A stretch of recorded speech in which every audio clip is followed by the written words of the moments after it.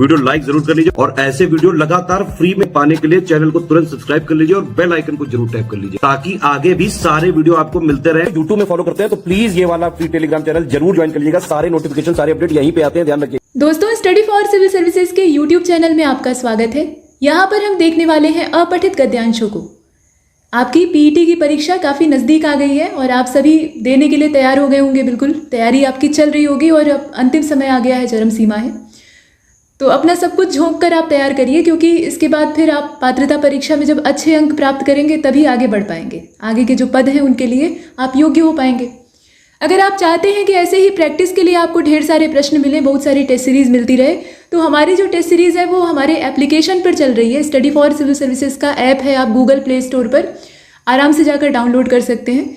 और उस एप्लीकेशन में वैसे तो तमाम चीज़ें हैं, लेकिन आपके काम की अभी की जो तत्काल की है 299 रुपीज़ में हमारी टेस्ट सीरीज़ है। ठीक है, पीईटी के लिए स्पेशल बनाई गई है, काफ़ी अच्छी है और मोस्ट इंपॉर्टेंट क्वेश्चंस उसमें शामिल किए गए। तो आप इसे ज्वाइन कर सकते हैं। ऐप डाउनलोड करिए और यहाँ पर इसे ज्वाइन करिए। चलिए देखते हैं आगे। गद्यांशों को पढ़ने का एक तरीका होता है। कुछ लोग क्या करते हैं, एक एक लाइन पढ़ते हैं और उसके बाद प्रश्न में उत्तर ढूंढने की कोशिश करते हैं कि ये जो प्रश्न है, नीचे जो प्रश्न दिए हैं, इनके उत्तर हमें कहाँ मिलेंगे। जैसे मान लीजिए कि ये गद्यांश है आपका, अब इसमें कई सारे प्रश्न दिए हैं, तो लोग प्रश्न पढ़कर रिवर्स रीडिंग करते हैं कि इसमें उत्तर हमें मिल जाए। लेकिन ऐसी गलती नहीं करनी चाहिए। मान लीजिए यहाँ तो सामान्य गद्यांश दिया हुआ है, लेकिन आगे अगर आप कोई बड़ी परीक्षा देते हैं तो वहाँ मोटे और लंबे चौड़े गद्यांश होते हैं जिनके अंदर गंभीर अर्थ छिपा हुआ होता है। तो कम से कम 2 बार पढ़ लेना चाहिए। अब ये समय के ऊपर निर्भर करता है, आपके पास कितना समय है। ठीक है, 2 बार आप पढ़ेंगे तो एक अच्छा निष्कर्ष निकल जाएगा। उसके बाद जो भी प्रश्न पूछे आप आराम से उसका आंसर दे सकते हैं। यहाँ कहा गया कि जन्म के समय हमें अपने विशिष्ट अस्तित्व की जानकारी नहीं होती है। ठीक है, जब हम पैदा होते हैं तो हमें पता नहीं होता है कि हम असल में हैं क्या। क्या आपको यह आश्चर्यजनक नहीं लगता? मतलब ये अचंभे वाली बात है। इसका मतलब है कि शिशु यह महसूस नहीं कर पाता कि वह बाहर के संसार से अलग और भिन्न है। वो अपने आप को एक अलग व्यक्तित्व के तौर पे, एक अलग व्यक्ति के तौर पर नहीं देखता है। उसे अपने बारे में कोई जानकारी या समझ या पहचान नहीं होती है। इन सभी शब्दों से हमारा तात्पर्य स्वयं के मानसिक निरूपण से है। निरूपण का मतलब होता है चित्र बनाना, निरूपित करना, दिखाना। ठीक है, तो मानसिक चित्रण से शिशु अपना हाथ अपने चेहरे के सामने लाता है, लेकिन उसको यह भी नहीं मालूम होता है कि ये उसी का हाथ है। ठीक है, कई बार क्या होता है, बच्चों को आपने देखा होगा, उनकी मुट्ठियाँ ऐसे बंधी रहती हैं आमतौर पे, छोटे बच्चे। तो वो क्या करते हैं, अपने ही बाल को, अपने ही सिर के बाल को मुट्ठियों में पकड़ लेते हैं। जब वो खींचता है, दर्द करता है तो रोने लगते हैं। असल में उनको मालूम ही नहीं होता है कि ये हाथ उन्हीं का है और बाल उन्हीं के हैं। खींचेंगे तो दर्द उनको होगा, फिर छुड़ाना पड़ता है। ऐसी गड़बड़ियाँ जो बच्चे करते हैं उन्हें आपने देखा होगा, है ना। तो ये इसी वजह से होता है कि उन्हें जानकारी नहीं है, उन्हें अपने बारे में ही जानकारी नहीं। आगे आप देखें कि यहाँ से, और वह उन अन्य सभी चीज़ों या लोगों और वस्तुओं के बारे में कहा गया जिन्हें वह अपने चारों ओर देखता है, उन्हें अलग नहीं मानता है कि सब एक ही है। स्वयं की भावना शैशव काल के दौरान क्रमिक रूप से उत्पन्न होती है। मतलब ये जो स्वयं का यहाँ जो भाव होता है, जो कि एक मनुष्य के अंदर कूट कूट कर भरा होता है, वो बचपन में धीरे धीरे करके विकसित होता है, न कि पैदा होते ही। ये कहने का मतलब। और लगभग 18 महीने की आयु तक स्वयं की छवि की पहचान होने लगती है। 18 महीने का बच्चा अपनी छवि या अपना जो प्रतिबिंब है उसको पहचान सकता है। और करीब 14 से लेकर 24 महीने, यानी 24 महीने का मतलब हो गया 2 साल, तो इतने आयु वर्ग के जो बच्चे हैं उन पर एक रुचिकर प्रयोग किया गया। ये रुचिकर प्रयोग कैसा था? इसके तहत ऐसा माना जाता है कि शिशु के गाल पर लाल लिपस्टिक या रंग का आप एक पॉइंट लगा दीजिए, बिंदु लगा दीजिए, और फिर उसे शीशा दिखाइए। मतलब बच्चा जो है वो लगभग 1.5-2 साल का है, ये कहा जा रहा है, और उसके गाल पे आप एक मतलब स्पॉट बना दें किसी रंग से, लाल रंग से या जिस भी रंग से, और उसके बाद उसे आप शीशा दिखाएं। अब यदि शिशु को स्वयं के बारे में जानकारी है तो वह स्वयं के गाल पर शीशे में लाल धब्बा देखकर गाल को उस स्थान पर छुएगा। ये एक सामान्य मनुष्य की प्रवृत्ति होती है। और अगर वो अपने बारे में नहीं जान रहा है तो वो शीशे में अपने प्रतिबिंब को छुएगा। ये जानने का बड़ा आसान तरीका है। और प्रतिबिंब के साथ खेलेगा जैसे कि वो कोई दूसरा बच्चा हो। मतलब वो ये समझेगा ना कि जो शीशे के अंदर दिखाई दे रहा है वो कोई दूसरा आदमी है और उसके गाल पर निशान बना हुआ है, तो वो उसे छुएगा। तो इससे बच्चों के बौद्धिक विकास को समझने में आसानी होती है। बहुत सारे बच्चे जो होते हैं वो स्लो होते हैं, ठीक है, उनकी जो मानसिक विकास की दर है वो धीमी होती है। इसमें उनका कोई दोष नहीं होता, ये प्राकृतिक प्रक्रिया है। तो ऐसी स्थिति में उनका विकास धीमा होता है, तो ये पहचाना जा सकता है कि वो स्वयं की पहचान कर पा रहा है कि नहीं कर पा रहा है। अब आगे देखते हैं। यहाँ पर कहा जा रहा है कि अनुच्छेद का शीर्षक बताइए। तो बताइए इसका शीर्षक क्या हो सकता है। यह आपने पूरा पढ़ लिया है। यहाँ 4 विकल्प हैं। शैशवावस्था यानी शिशु अवस्था, शैशव काल के दौरान स्वयं, शैशव काल और हम, इनमें से कोई नहीं। तो बात तो यहाँ हमारी ही हो रही है, मतलब हम मनुष्यों की हो रही है, लेकिन स्वयं का भाव इसमें छिपा हुआ है। हम स्वयं की चर्चा ही कर रहे हैं, यानी स्वयं का अस्तित्व बच्चे को कब से पहचान में आता है, असल बात ये हो रही है। तो इसीलिए इसका जो बी वाला है वो ज़्यादा उपयुक्त है। ठीक है, इसीलिए हमने इसमें बी को चुना। आगे चलते हैं। प्रश्न संख्या 2। यहाँ पूछा जा रहा है कि यदि बच्चा स्वयं को पहचानता है तो उसकी प्रतिक्रिया क्या होगी। अभी आपने पढ़ा है। इसमें देखें आप ध्यान से, वह स्वयं के गाल पर शीशे में लाल धब्बा देखकर गाल को छुएगा। ठीक है, अब सी वाला होना चाहिए, मतलब गद्यांश के हिसाब से यही सही है इसमें तर्क, और सी को हमने चुना। इसके बाद देखें अगले वाले को। तीसरे प्रश्न में कहा गया कि दिए गए अनुच्छेद के अनुसार लगभग कितने महीनों के बाद वो आयु आपको बतानी है कि एक शिशु स्वयं की पहचान करने लगता है। अब यहाँ 25 महीने, 30 महीने, 18 और 12 विकल्प इतने आसान है कि बहुत आराम से आप कर सकते हैं, और इसका जो सही जवाब है वो क्या होगा, सी हो जाएगा, 18 महीने। प्रश्न संख्या 4 को देखें। अनुच्छेद की जो पहली लाइन है उसमें दिया हुआ है शब्द अस्तित्व। अस्तित्व शब्द का इस्तेमाल किया गया है, इसका आपको पर्यायवाची बताना है। तो बताइए। तो विद्यमान होगा, विद्यमानता होगा, निराकार होगा या फिर भिज्ञ होगा। ये सारे शब्द अपने आप में अलग अर्थ रखते हैं। इसमें से आपको सही का चुनाव करना है, और सही इसका उत्तर हो जाएगा विद्यमानता, यानी मौजूदगी।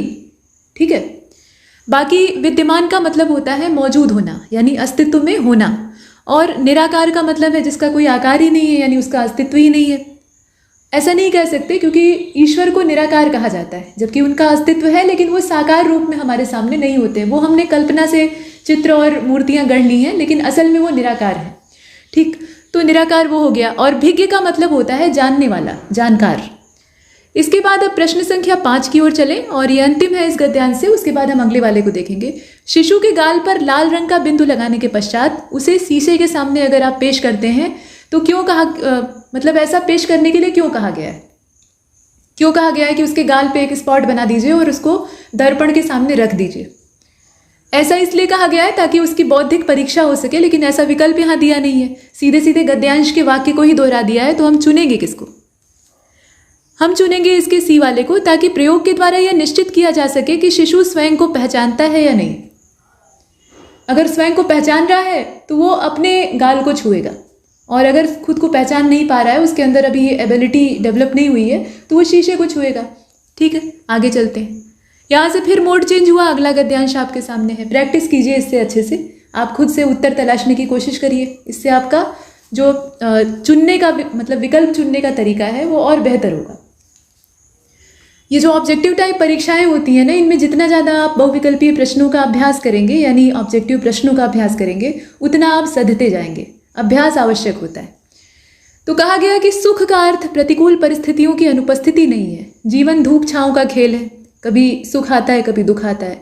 सुख आता है तो उसको हम छाया कहते हैं, और दुख आता है तो उसको हम धूप कहते हैं। जब तक जीवन है कठिनाइयाँ और बाधाएं आती रहेंगी। जिंदगी है तो दिक्कतें हैं, संघर्ष बना रहेगा, वो सबकी जिंदगी में होता है। इन्हें स्वीकार करना होगा। बाधाओं का स्वरूप संपन्न किए जा रहे कार्य की प्रकृति पर निर्भर करता है। मतलब ये कि आप कर क्या रहे हैं। अगर आप कोई बहुत ही मामूली तुच्छ काम कर रहे हैं तो बाधाएं भी उसी क्वालिटी के आएंगी। लेकिन अगर आप कोई महान संकल्प लेकर आगे बढ़ रहे हैं, आगे उस चीज़ को कहा जाएगा, महान संकल्प लेकर आगे बढ़ रहे हैं, तो चट्टान के सरीखी और हिमालय के सरीखी बाधाएं आएंगी। उसके लिए हमें पहले से तैयार रहना चाहिए। ठीक है, एक कवि ने कहा है कि प्रकृति नायक की भूमिका निभाने के लिए तत्पर करती है। प्रत्येक व्यक्ति को ये इच्छा शक्ति देती है प्रकृति कि वो नायक बने, हीरो बने। उसके मार्ग में, अब यहाँ देखें आगे क्या कहा गया, कि मार्ग में भारी उग्र अवरोध प्रस्तुत करती है। मतलब नायकत्व ऐसे ही नहीं मिल जाता।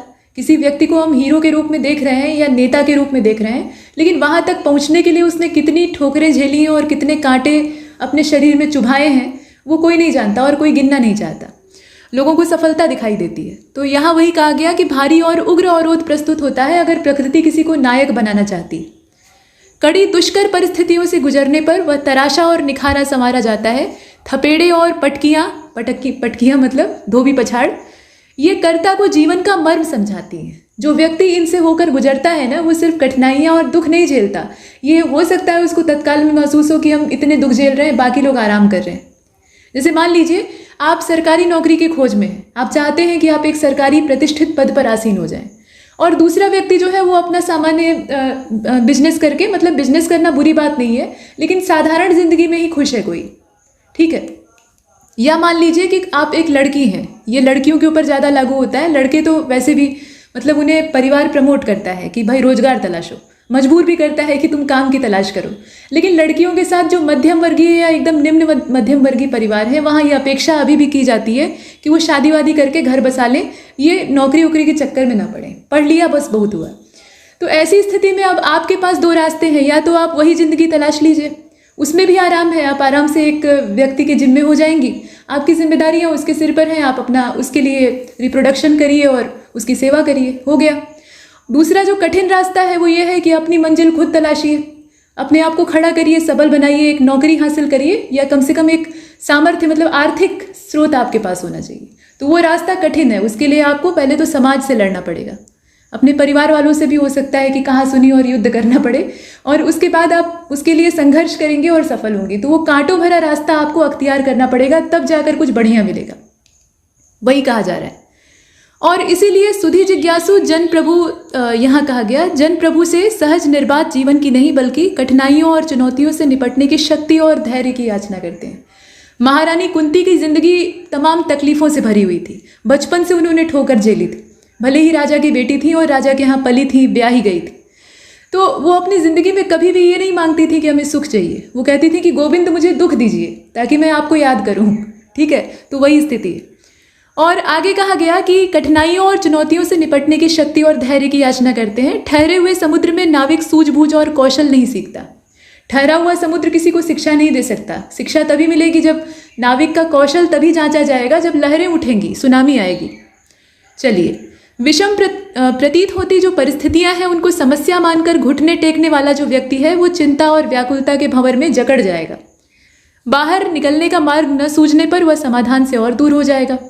किसी मामले में सफल न होने पर जहां एक व्यक्ति हताश हो जाता है, वहीं दूसरा जानता है कि हार तभी होती है जब हार मान ली जाती है। देखिए, ये बहुत बड़ा वाक्य है, याद रखिएगा, जिंदगी में हमेशा आप सफल होंगे। हार आप तभी हारे हुए माने जाएंगे जब आपने मन से स्वीकार कर लिया है कि आप हार गए।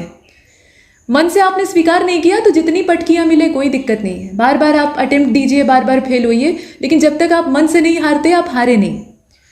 और कर्म सिद्धांत के हिसाब से कठिनाइयों कष्टों से छुटकारा नहीं मिलेगा, इन्हें भोगना ही होगा। सकारात्मक सोच से कठिनाइयों की उग्रता को शांत किया जा सकता है, और समस्या से रूबरू नहीं होंगे तो समस्या हम पर हावी हो जाएगी, ठीक है। प्रभु की योजना में अवरोधों का उद्देश्य आपको तोड़ना नहीं होता है।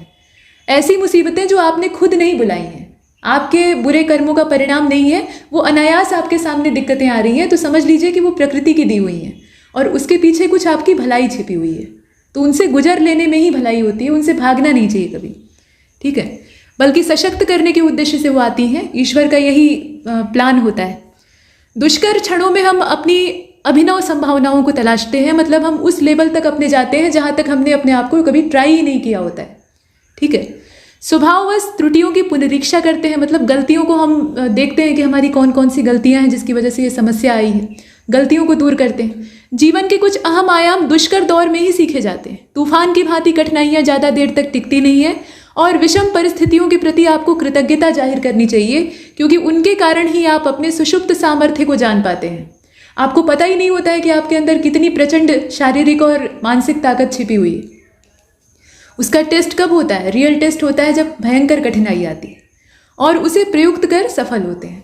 अभी आपसे कह दे कोई कि रात भर जागकर आप कंपटीशन की तैयारी करिए, आपको नींद आने लगेगी, आलस लगने लगेगा। ये सही बात है कि बहुत से लोग ऐसा करते हैं, 24-24 घंटा सक्रिय रहते हैं एकदम से, उनके दिमाग में सिर्फ एक ही चीज़, उनका जो लक्ष्य है वो चलता रहता है। तो आप नहीं कर पाते, आपको दिक्कत होती है, आपको नींद आती है, आप थक जाते हैं। लेकिन अभी घर का ईश्वर न करे कोई एक सदस्य बीमार हो जाए और इतनी गंभीर स्थिति आ जाए कि सब लोग इमरजेंसी के द्वार पर बैठे हों, तो उसमें देखिए फिर नींद किसको आती है। तो आपका स्टेमिना असल में वही है, वही सामर्थ्य आपके अंदर है। आप दिन रात एक करके अपना जो संपूर्ण सामर्थ्य है उसको झोंक सकते हैं। लेकिन वो तभी होता है जब जीवन मरण का प्रश्न होता है, यानी कठिनाइयाँ आती हैं। तो कहने का मतलब, आइए इस गद्यांश को देख लें। इसमें सत्य कथन का चयन आपको करना है। कुछ स्टेटमेंट दिए हैं इसी गद्यांश के आधार पर। आपने इसे भली भांति पढ़ा है। इसमें आप क्या लिख सकते हैं? मतलब पूछा गया कि उपर्युक्त अनुच्छेद के हिसाब से इसमें सही कौन सा है। तो पहला कथन ये कहता है कि सुख का अर्थ प्रतिकूल परिस्थितियों की उपस्थिति नहीं है। ये पहला स्टेटमेंट है। थपेड़े और पटकियां कर्ता को जीवन का मर्म समझा पाने में अक्षम होती हैं। शब्दों को बहुत ध्यान से देखिएगा। यहाँ अगर आपने अक्षम को सक्षम पढ़ लिया तो अर्थ का अनर्थ हो जाएगा, फिर काम बिगड़ गया। ठहरे हुए समुद्र में नाविक की सूझबूझ और कौशल नहीं देखे जाते, मतलब वो सूझबूझ और कौशल नहीं सीखता, ऐसा कहा गया। जीवन के कुछ अहम आयाम अच्छे दौर में ही सीखे जा सकते हैं। अब इसमें जो एकदम से सही हो, मतलब एकदम गद्यांश के अनुरूप हो, वो आपको चुनना है। तो बताइए सही जवाब इसका क्या होगा? इसका हो जाएगा सी वाला। ठहरे हुए समुद्र में नाविक सूझबूझ और कौशल नहीं सीखता है। उसके लिए उपद्रवी समुद्र चाहिए होता है, जहां भयंकर लहरें उठ रही हों। यही एकमात्र इसमें सही है। बाकी आप देखें, दुख का अर्थ यहाँ देखें, सुख का अर्थ प्रतिकूल पर परिस्थितियों की उपस्थिति नहीं है। ये वाक्य गलत है। इस वाक्य को आप ऊपर चेक करेंगे तो इसमें पाएंगे कि गड़बड़ी है। एकदम गद्यांश के हिसाब से चलना है। थपेड़े और पटकियां कर्ता को जीवन का मर्म समझाने में सक्षम होती है, वही तो समझाती हैं। और जीवन के कुछ अहम आयाम अच्छे दौर में ही सीखे जाते हैं, बुरे दौर में सीखे जाते हैं। अच्छा दौर तो सिर्फ विलासिता देता है। 7वें नंबर के प्रश्न को देखें। समस्या से रूबरू होने का परिणाम क्या होगा? समस्या का अगर आप सामना करते हैं तो आप क्या करेंगे? समस्या को खत्म कर देंगे, आप जीत जाएंगे। तो इसका सही उत्तर होना चाहिए सी वाला। समस्या हम पर हावी नहीं हो पाएगी और अंत में विजय मिलेगी। ठीक है, यहाँ देखिए लिखा हुआ है समस्या विजयी हो जाएगी। जब आप उससे लड़ रहे हैं तो आप ही जीतेंगे, समस्या थोड़ी नहीं जीतेगी। तो सी वाला ऑप्शन सही है। अगले प्रश्न को देखें। विषम प्रतीत होती परिस्थितियों को समस्या मानकर घुटने टेकने वाला व्यक्ति चिंता और व्याकुलता के भंवर में जकड़ जाएगा। ये वाक्य था पीछे गद्यांश में, आपने देखा था। इसका परिणाम क्या होगा? तो परिणाम में यहाँ कुछ 4 विकल्प दिए हुए हैं कि समस्या से निजात पाने का वो रास्ता ढूंढ लेगा, या बाहर निकलने का मार्ग ही नहीं सूझेगा तो वो समाधान से और दूर होता जाएगा, या बाहर निकलने का मार्ग प्रशस्त होगा लेकिन वो समाधान से दूर चला जाएगा, या उसे प्रेरणा प्राप्त होगी। तो भाई चिंता और व्याकुलता से किसको प्रेरणा मिली? इससे तो आपका जो सामर्थ्य है भी, तात्कालिक सामर्थ्य जितना है वो भी बर्बाद हो जाएगा। आप अगर मानसिक रूप से थके या डरे तो आपका शरीर किसी काम का नहीं रहेगा। मन से ही शरीर संचालित होता है, मन के अंदर अपार शक्ति है। ठीक है, तो इसमें आप लिखेंगे कि बाहर निकलने का मार्ग न सूझने पर वह समाधान से और दूर हो जाएगा। 9th नंबर के क्वेश्चन को देखें, जिसमें कहा गया है कि प्रकृति नायक की भूमिका निभाने के लिए तत्पर करती है। ठीक है, और उसके मार्ग में क्या होता है? मतलब किसी व्यक्ति को अगर प्रकृति हीरो बनाना चाहती है तो वो क्या करेगी? उसका मार्ग एकदम साफ सुथरा रहेगा, मतलब वो एकदम आराम से खाते पीते सोते एकदम मजे लेते हुए आगे बढ़ेगा और नायक बन जाएगा, ऐसा? या फिर उसके मार्ग में फूलों की वर्षा होगी कि भाई फूल पर आप पैर रख के जाइए। उसके मार्ग में भारी और उग्र अवरोध आएंगे, प्रचंड बाधाएं आएंगी, ऐसी ऐसी जो साधारण लोगों की जिंदगी में नहीं आती। या फिर डी वाला कि प्रकृति किसी को नायक की भूमिका में प्रस्तुत ही नहीं करना चाहती। तो भाई इसमें सीधी बात है, स्टेटमेंट आपको दिखाई दे रहा है, सी वाला सही होगा। आसानी से आप कर सकते हैं, थोड़ा सा बारीकी से अगर पढ़ेंगे। 10वें नंबर के प्रश्न में कहा गया कि ये जो अनुच्छेद अभी आपने पढ़कर कंप्लीट किया है, इसमें एक शब्द दिया हुआ था जिसका नाम था सुधी। ठीक है, ये सुधी शब्द जो है इसका मतलब आपको बताना है। तो सुधी का मतलब क्या है बताइए? इसमें दिए हुए हैं कुछ शब्द, उन्हें आप देख ही रहे हैं। सही जवाब क्या होगा इसका? बी हो जाएगा। विद्वान कहा जाता है ना, सुधीजन, सुधीजनों से आग्रह है, यानी जिनके पास सुध है, जिनके पास बुद्धि है, और इसीलिए इसका बी वाला सही है। आ गया अगला गद्यांश। इसमें कहा गया कि किसी भी लक्ष्य की आधी प्राप्ति तो कार्य करने के लिए बनी रहने वाली आशा और उत्साह से ही हो जाती है। मतलब इसमें यह कहा गया कि लक्ष्य को आप आधा उसी समय प्राप्त कर लेते हैं जब आशा और उत्साह से आप परिपूर्ण हो जाते हैं। जब मनुष्य अपने लक्ष्य की प्राप्ति के लिए संकल्प लिए चलता है तब मार्ग में आने वाली बाधाओं तकलीफों का प्रभाव कम होता रहता है, मतलब क्रमिक तौर पे, क्योंकि उसे निरंतर अपने आप ही मंजिल तक पहुंचने का निश्चय मिलता रहता है। अगर उसके मन का संकल्प सच्चा है, किसी से प्रेरित नहीं है, उसके अंतरात्मा से उठा हुआ संकल्प है, तो वो कभी भी हतोत्साहित नहीं होगा। पीछे आपने अभी पिछले गद्यांश में देखा है कि बाधाएं आती हैं। जितना बड़ा आप संकल्प लेकर चलेंगे, जितने बड़े लक्ष्य को आप साधने के लिए निकलेंगे, उतनी ही भयंकर बाधाएं आएंगी। तो अगर आपका संकल्प दृढ़ है, आपने मन में ठान लिया है कि आपको करना तो वही है, उसके अलावा आपके जीवन में और कोई विकल्प भी नहीं, तो ऐसी स्थिति में जितनी भी बाधाएं आए आप पीछे नहीं हटेंगे, वही कहा गया। और आगे कहा गया कि भारी प्रोत्साहन का अपना महत्व होता है, किंतु मनुष्य जब तक खुद को प्रेरित न करे तब तक लाख अनुकूलताएं और 100 अवसर सामने हो, लक्ष्य उसे प्राप्त नहीं हो सकता। ठीक है, जैसे आप कहते हैं कि मोटिवेशन हमें चाहिए, मोटिवेशन दीजिए, मोटिवेशनल वीडियो देखते हैं, तमाम मोटिवेटर जो है वो यूट्यूब पे सक्रिय है, तो ये मोटिवेशन बाहर वाला नहीं होता है, ये बहुत लोगों ने कहा होगा आपसे और यहाँ भी दोहराया जा रहा है, मोटिवेशन अंदर से आता है। तो जब तक आपका जो आंतरिक संकल्प है वो आपको उकसाएगा नहीं, आपको सोने नहीं देगा, आपको बिस्तर से उठाकर बैठा देगा और आप किताब खोल लेंगे, तो वो वाला संकल्प जब तक जगा नहीं रहेगा तब तक आप अपने लक्ष्य से दूर रहेंगे। यदि कोई विद्यार्थी मान ले कि अमुक परीक्षा उसके बूते से बाहर की है, मान लीजिए कि आप सिविल सेवा परीक्षा का स्वप्न देख रहे हैं, पीईटी सिर्फ उसके रास्ते का एक पड़ाव है, आप ये चाहते हैं कि पहले एक सिक्योरिटी, जॉब सिक्योरिटी हो जाए, उसके बाद हम बड़े वाले को साधेंगे। ये लक्ष्य बहुत लोगों के दिमाग में होगा और ये अंतिम लक्ष्य हर परीक्षार्थी देखता है। लेकिन जब आपने भयंकर सिलेबस देखा उसका, मेंस और प्री का, और किताबों का भंडार देखा और ये देखा कि कितनी वहाँ पे कड़ी प्रतिस्पर्धा चल रही है, तो आप तो एकदम हाथ पैर लेके बैठ गए कि हमसे नहीं होने वाला, हम तो बस ये जो ग्रुप सी और डी वाली नौकरियां हैं इन्हीं के लिए बने हैं। नौकरी देखिए कोई खराब नहीं होती, लेकिन अपनी काबिलियत पे भरोसा होना चाहिए। तो कहने का मतलब ये कि बड़े लक्ष्य के आगे आप अगर घुटने टेक देंगे तो फिर कुछ नहीं हो पाएगा, वही चीज़ है। आगे आप देखें कि अच्छी अच्छी पुस्तकों का अंबार आपके सामने रख दिया जाए, अच्छे अच्छे नोट्स हो जाएं, सब आप हासिल कर लें, बढ़िया कोचिंग में एडमिशन करवा लें, लेकिन अगर आप मन से थक गए कि हमसे ये परीक्षा नहीं पास की जाएगी तो आप नहीं पास कर सकते। ठीक है, इसी प्रकार यदि घातक बीमारी में व्यक्ति अपने भीतर जूझने का संकल्प धारण कर ले तो उसकी जिजीविषा, उसमें नए प्राणों का संचार। आपने सुना होगा कि बहुत बार असाध्य रोग ठीक हो जाते हैं, ऐसे ऐसे रोग जिसमें कि डॉक्टर ने जवाब दे दिया हो, लेकिन मिरेकल होता है। वो कैसे होता है? क्योंकि रोगी की इच्छा शक्ति उस बीमारी से ज़्यादा प्रचंड होती है। ठीक है, तो मन कुछ भी करवा सकता है। मानसिक ताकत मनुष्य के अंदर जो है वो सबसे बड़ा वरदान है उसके लिए। मनुष्य को कहा जाता है ना कि सबसे बुद्धिमान प्राणी है और प्रकृति का सबसे श्रेष्ठ जीव है। तो श्रेष्ठ इसीलिए है, हमारे पास शारीरिक सामर्थ्य थोड़े ही बहुत ज़्यादा है, हमसे बहुत ज़्यादा शक्तिशाली पशु हुआ करते हैं। अभी एक बैल को देख लीजिए, कितनी पावर उसके अंदर होती है, उठा के फेंक देगा आपको, अभी एकदम बैठक हो जाएंगे। लेकिन हमारे पास जो दिमाग की शक्ति है उसके बूते हम उसे वश में कर लेते हैं। तो मानसिक सामर्थ्य हमारा प्रचंड है और हमें उसका भरपूर इस्तेमाल करना है, चाहे जहाँ भी। ठीक है, आगे आप देखें कि मन का संकल्प शरीर की मांसपेशियों को कसावट देता है और फिर जिंदगी का समर जीतने में मदद मिलती है। इसलिए जीत का संबंध शारीरिक या भौतिक सामर्थ्य की तुलना में मानसिक धारणा से अधिक है। शारीरिक सामर्थ्य से नहीं फर्क पड़ता है। मन अगर आपका मजबूत है तो आप बहुत ज़्यादा एकदम शरीर से गए बीते हैं तो भी आप बहुत बड़े लक्ष्य को प्राप्त कर लेंगे। ऐसे अनेकों उदाहरण हैं, आप समझ सकते हैं।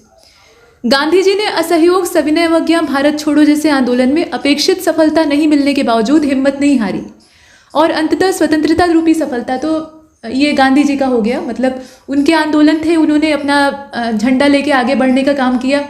बीच बीच में बहुत सारी निंदा भी हुई, तमाम बाधाएं आई, लेकिन एक बड़ा जनसमूह उनके पीछे चला और अंत में आज़ादी मिली। हालांकि आज़ादी संयुक्त प्रयास का परिणाम थी, एक अकेले व्यक्ति का नहीं, लेकिन उसमें गांधी जी का अमूल्य योगदान था। बाकी लोग भी उसमें हैं। तो जितने लोग हैं, मतलब जितने लोगों ने आज़ादी के लिए संघर्ष किया, उनका रास्ता आसान थोड़ी ही था, लेकिन वो अंत तक अपनी मानसिक ताकत के बूते चलते गए। तो चलिए देखते हैं अब इसका शीर्षक क्या हो सकता है, बताइए। यहाँ लिखा हुआ है लक्ष्य की प्राप्ति, गांधी जी के आंदोलन, या फिर मन के हारे हार है, मन के जीते जीत, मार्ग की बाधाएं, बताइए। करेक्ट आंसर सी वाला होगा। देख के ही मालूम हो रहा है, मन के हारे हार है, मन के जीते जीत, सुख दुख सबके होत हैं, पौरुष तजहुन मीत। ठीक है, इसके बाद 12वें नंबर के प्रश्न को देखें। दिए गए गद्यांश में शब्द निष्प्रयोजन, मतलब एक शब्द इस्तेमाल हुआ है जिसका नाम है निष्प्रयोजन। इसका मतलब क्या होता है?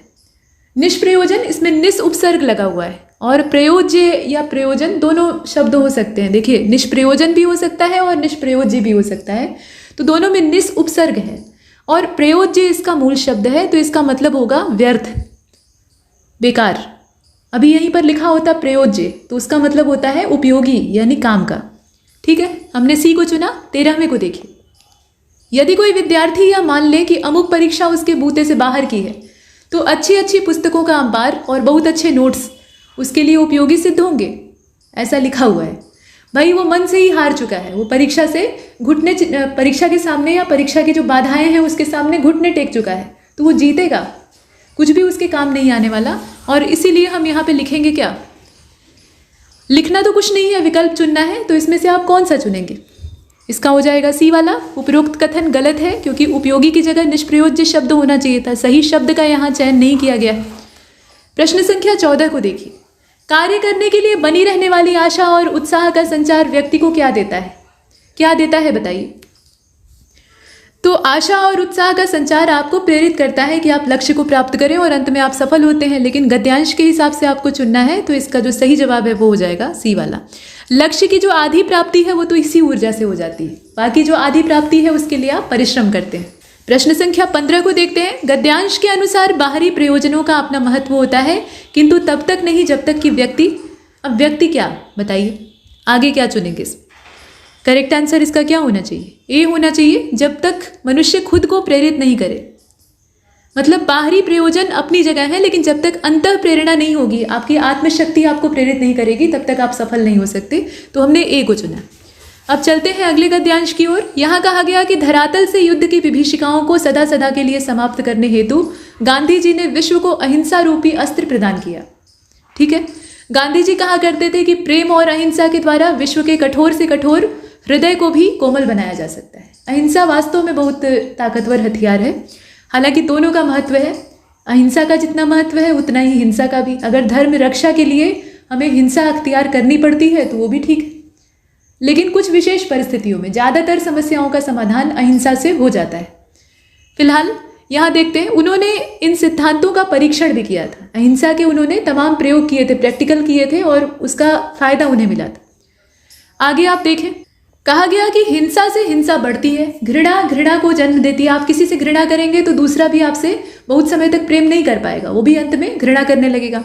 वैसे ही आप किसी के प्रति हिंसक होंगे तो वो भी बदले में प्रतिक्रिया होनी ही है। तो जो आप देंगे वही आपको मिलेगा। तो यहाँ हिंसा अगर आप करते हैं तो हिंसा बदले में आपको मिलेगी। प्रेम से प्रेम की अभिवृद्धि होती है। प्रेम आप किसी को करिए तो वो कितने समय तक आपसे घृणा करेगा, कुछ समय बाद वो आपका हो जाएगा। मतलब ये निश्चित है कि बिना प्रेम और अहिंसा के विश्व में शांति स्थापित नहीं हो सकती। गांधी जी खुद ही कहा करते थे कि एक आंख के बदले में एक आंख लेने वाला जो विचार है वो पूरी दुनिया को अंधा कर देगा। मतलब आंख के बदले में आंख वाली जो धारणा है वो घातक है, कहने का मतलब। और दुनिया में लड़ाइयाँ इसीलिए होती हैं।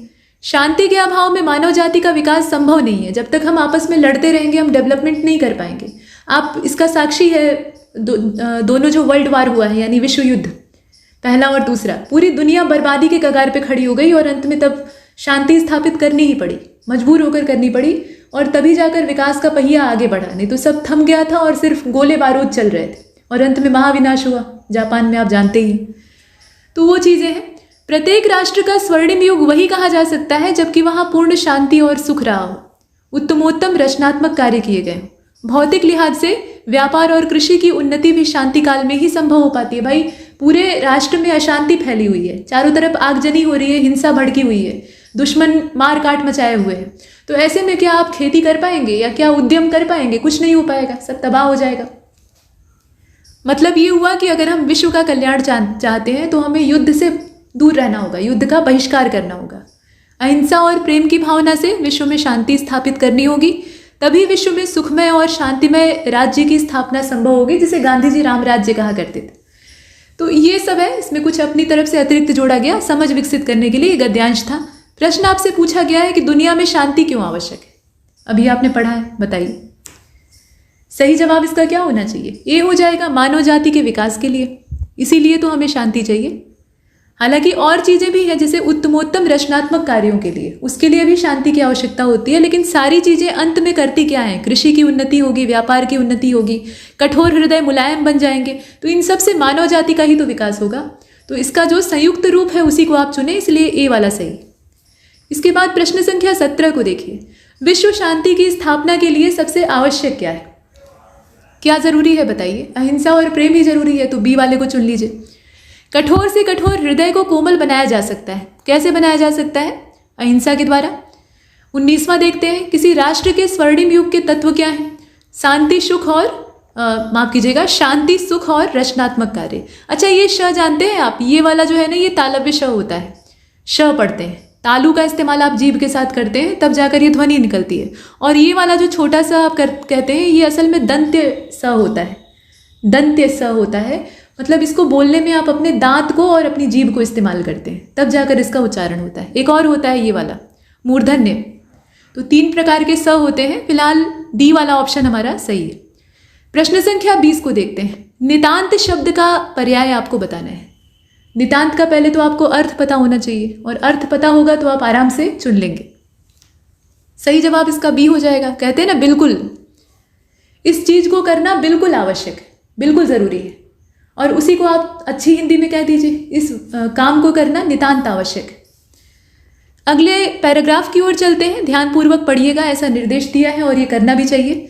विज्ञान आज के मानव जीवन का अविभाज्य और घनिष्ठ अंग बन गया है। ठीक है, मानव जीवन का कोई भी क्षेत्र विज्ञान के अश्रुतपूर्व आविष्कारों से अछूता नहीं है। इसी से आधुनिक युग विज्ञान का युग कहा जाता है। विज्ञान ने पुरुष और नारी, साहित्यकार और राजनीतिज्ञ, उद्योगपति और कृषक, पूंजीपति और श्रमिक, चिकित्सक और सैनिक, अभियंता और शिक्षक, धर्मज्ञ और तत्वज्ञ, सभी को सभी क्षेत्रों में किसी न किसी रूप में अपने अप्रतिम प्रदेय से अनुग्रहित किया है। यहाँ अति उत्तम हिंदी को आप देख रहे हैं। इसका मूल मंतव्य यह है कि समाज का हर तबका विज्ञान से लाभान्वित है। विज्ञान की जो तमाम खोजें हुई हैं, आविष्कार हुए हैं, विज्ञान की जितनी भी देन है, कहते हैं ना विज्ञान की देन ये सब कुछ है। हमारी जो आधुनिकता है, आधुनिक संसाधन है, सब विज्ञान के द्वारा दिए हुए हैं। तो उससे सब कोई, जितने भी वर्ग हैं समाज में, सभी का यहाँ गिनती कर दिया गया है, वो सभी लाभान्वित हुए। आगे आप देखें कि आज समूचा परिवेश विज्ञानमय हो गया है। विज्ञान के चरण गृहिणी के रसोई घर से लेकर बड़ी बड़ी प्राचीरों वाले भवनों और अट्टालिकाओं में ही दृष्टिगत नहीं होते केवल। मतलब रसोई जो आपकी है उसी में देख लीजिए, विज्ञान के ही तो सारे आविष्कार हैं, सब कुछ विज्ञान की ही देन है। अगर विज्ञान को वहाँ से निकाल लें, विज्ञान के अनुप्रयोगों को वहाँ से निकाल लें, तो रसोई में कुछ नहीं बचेगा। ठीक है, तो वहाँ से लेकर बड़े बड़े जो प्राचीर हैं, बड़े बड़ी इमारतें हैं, अटारियाँ हैं, अट्टालिका मतलब अटारियाँ, तो इस तरह की जो चीज़ें हैं वहाँ तक ही दृष्टिगत नहीं होते। प्रत्युत वे स्थल और जल की सीमाओं को लांघकर अंतरिक्ष में भी गतिशील है। अंतरिक्ष तक विज्ञान की पहुँच है, बल्कि अंतरिक्ष की जो संरचना है वो भी विज्ञान की ही देन है। वस्तुतः विज्ञान अद्यतन मानव की सबसे बड़ी शक्ति बन गया है, और इसके बल से मनुष्य प्रकृति और प्राणिजात का शिरोमणि बन गया है। विज्ञान के अनुग्रह से वह सभी प्रकार की सुविधाओं और संपदाओं का स्वामित्व प्राप्त कर चुका है। अब वह ऋतुओं के प्रकोप से भयाक्रांत और संत्रस्त नहीं है। एक एक शब्द को ध्यान से देखिएगा। ठीक है, विद्युत न उसे आलोकित किया है, यहाँ देखिए, विद्युत ने उसे आलोकित किया है, उष्णता और शीतलता दी है, बटन दबाकर आप किसी भी काम को संपन्न कर सकते हैं, ऐसी ताकत आपको बिजली ने दी है, जो कि एक ऊर्जा है। मनोरंजन के विविध साधन उसे सुलभ है। यातायात और संचार के साधनों के विकास के समय और स्थान, मतलब इनके विकास की वजह से समय और स्थान की दूरियां बहुत कम हो गई हैं। समूचा विश्व एक परिवार सा लगने नहीं लगा है, बल्कि बन गया है। जो ग्लोबलाइजेशन है वो असल में है क्या? यही तो है। कृषि और उद्योग के क्षेत्र में उत्पादन की तीव्र वृद्धि होने की वजह से आज दुनिया पहले से अधिक धन धान्य से संपन्न है। यहाँ सारी अच्छी बातें ही कही जा रही हैं। और कहा गया कि अनेक रहस्य हस्तामलक करके, हस्तामलक, अच्छा ये शब्द देखिए, ये एक मुहावरा कहा जा सकता है, लोकोक्ति कही जा सकती है। ये 2 अलग अलग शब्दों से मिलकर बना है। एक तो है हस्त, यानी आपका हाथ, हथेली, और दूसरा है आमलक। आमलक कहा जाता है, आमलक एक संस्कृत शब्द है, कहा जाता है आंवले को। आंवला आप जानते हैं ना, गूसबेरी। तो हाथ पर रखा हुआ आंवला, अब इसका क्या मतलब निकला? हाथ पर रखे हुए आंवले के सरीखा। आप हाथ पे किसी चीज को रख कर, जैसे मान लीजिए कि एक आंवला है, तो उसको रख कर आप उसका न सिर्फ वजन नाप सकते हैं, मतलब वजन को अनुभव कर सकते हैं, और उसके अतिरिक्त आप उसके पूरे आकार प्रकार को अपनी दृष्टि से देख सकते हैं। मतलब ऐसी चीज जो कि बिल्कुल प्रत्यक्ष हो और उसके हर आकार, हर एंगल को हम देख पाए, उसे हम कहते हैं हस्तामलक।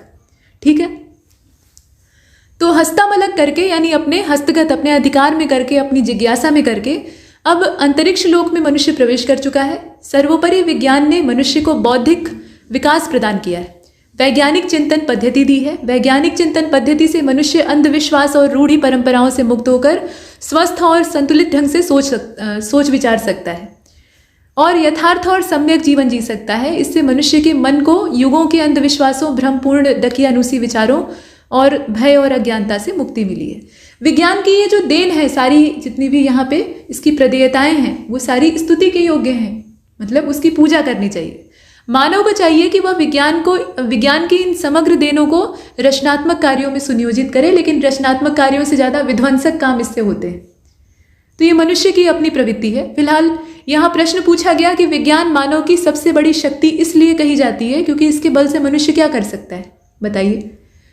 विज्ञान की ताकत से हम क्या कर सकते हैं? 4 विकल्प नीचे दिए हैं जिन्हें कि आप भली भांति देख पा रहे हैं, है ना, ये सारे विकल्प। करेक्ट आंसर इसका बी हो जाएगा। प्रकृति और प्राणीजात का सिरमौर बन गया है। ये जो विज्ञान है ना, ये मनुष्य के द्वारा ही उत्पन्न किया हुआ ज्ञान है, विशेष ज्ञान है, क्रमबद्ध ज्ञान है, और इसके माध्यम से मनुष्य सबसे ऊपर बन गया है, सबका सरताज बन के बैठा हुआ है। बाकी चीजें तो है, लेकिन असल बात यही है। इसके बाद 22वें को देखते हैं। यहाँ देखें, कहा गया कि वैज्ञानिक चिंतन पद्धति ने मनुष्य पर असल में सबसे बड़ा उपकार यह किया है कि उसे मुक्ति मिल गई है। अब किस चीज से मुक्ति मिल गई है तो बताइए। यहाँ पर होना चाहिए, 22वें को देख लीजिए अच्छे से। यहाँ प्राचीन सांस्कृतिक परंपरा, संतुलित अनुचिंतन इत्यादि दिया हुआ है। करेक्ट आंसर इसका हो जाएगा सी वाला, भ्रमपूर्ण रूढ़िवादी विचारों से। ठीक है, जो भ्रामक और रूढ़िवादी एक ढर्रे के विचार थे, उनको मनुष्य ने पहले तो प्रयोग किया और प्रयोग की कसौटी पे वो खरे नहीं उतर पाए तो उनको नकार दिया, यानी उन विचारों से मनुष्य को मुक्ति मिल गई। 23वें प्रश्न को देखते हैं। कहा जा रहा है कि विश्व के परिवारवत यानी परिवार के समान लगने का मुख्य कारण क्या है? संचार साधनों का विकास। विज्ञान की देन तो है ही है, लेकिन उसकी जो मूल वजह है वो आपको पकड़नी है, और इसीलिए इसका करेक्ट आंसर ए हो जाएगा।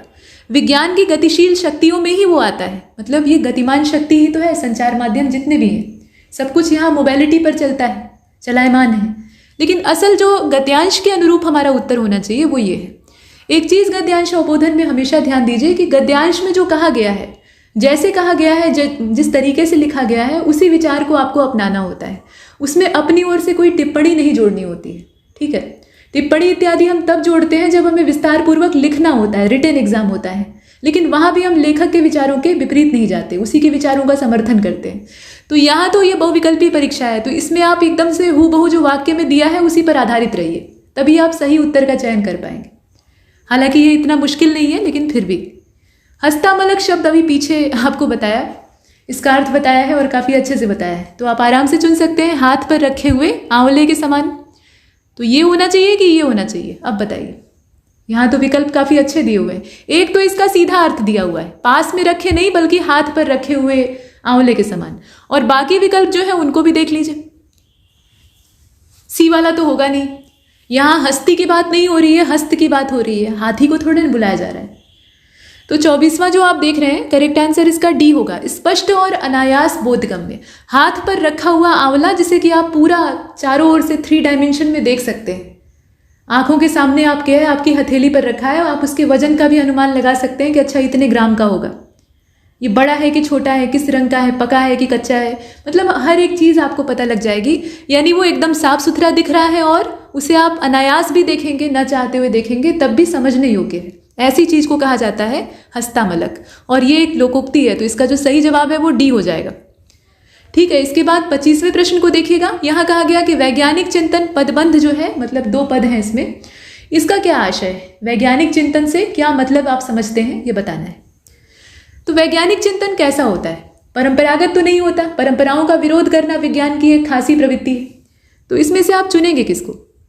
सही जवाब इसका डी हो जाएगा, स्वस्थ और संतुलित चिंतन। बैलेंस होता है इसमें, और एक स्वस्थ मानसिकता के साथ निष्पक्ष रहकर चिंतन किया जाता है, कोई पक्षपातपूर्ण धारणा इसमें नहीं होती। तो डी वाले ऑप्शन को चुना। अगले गद्यांश को देखते हैं।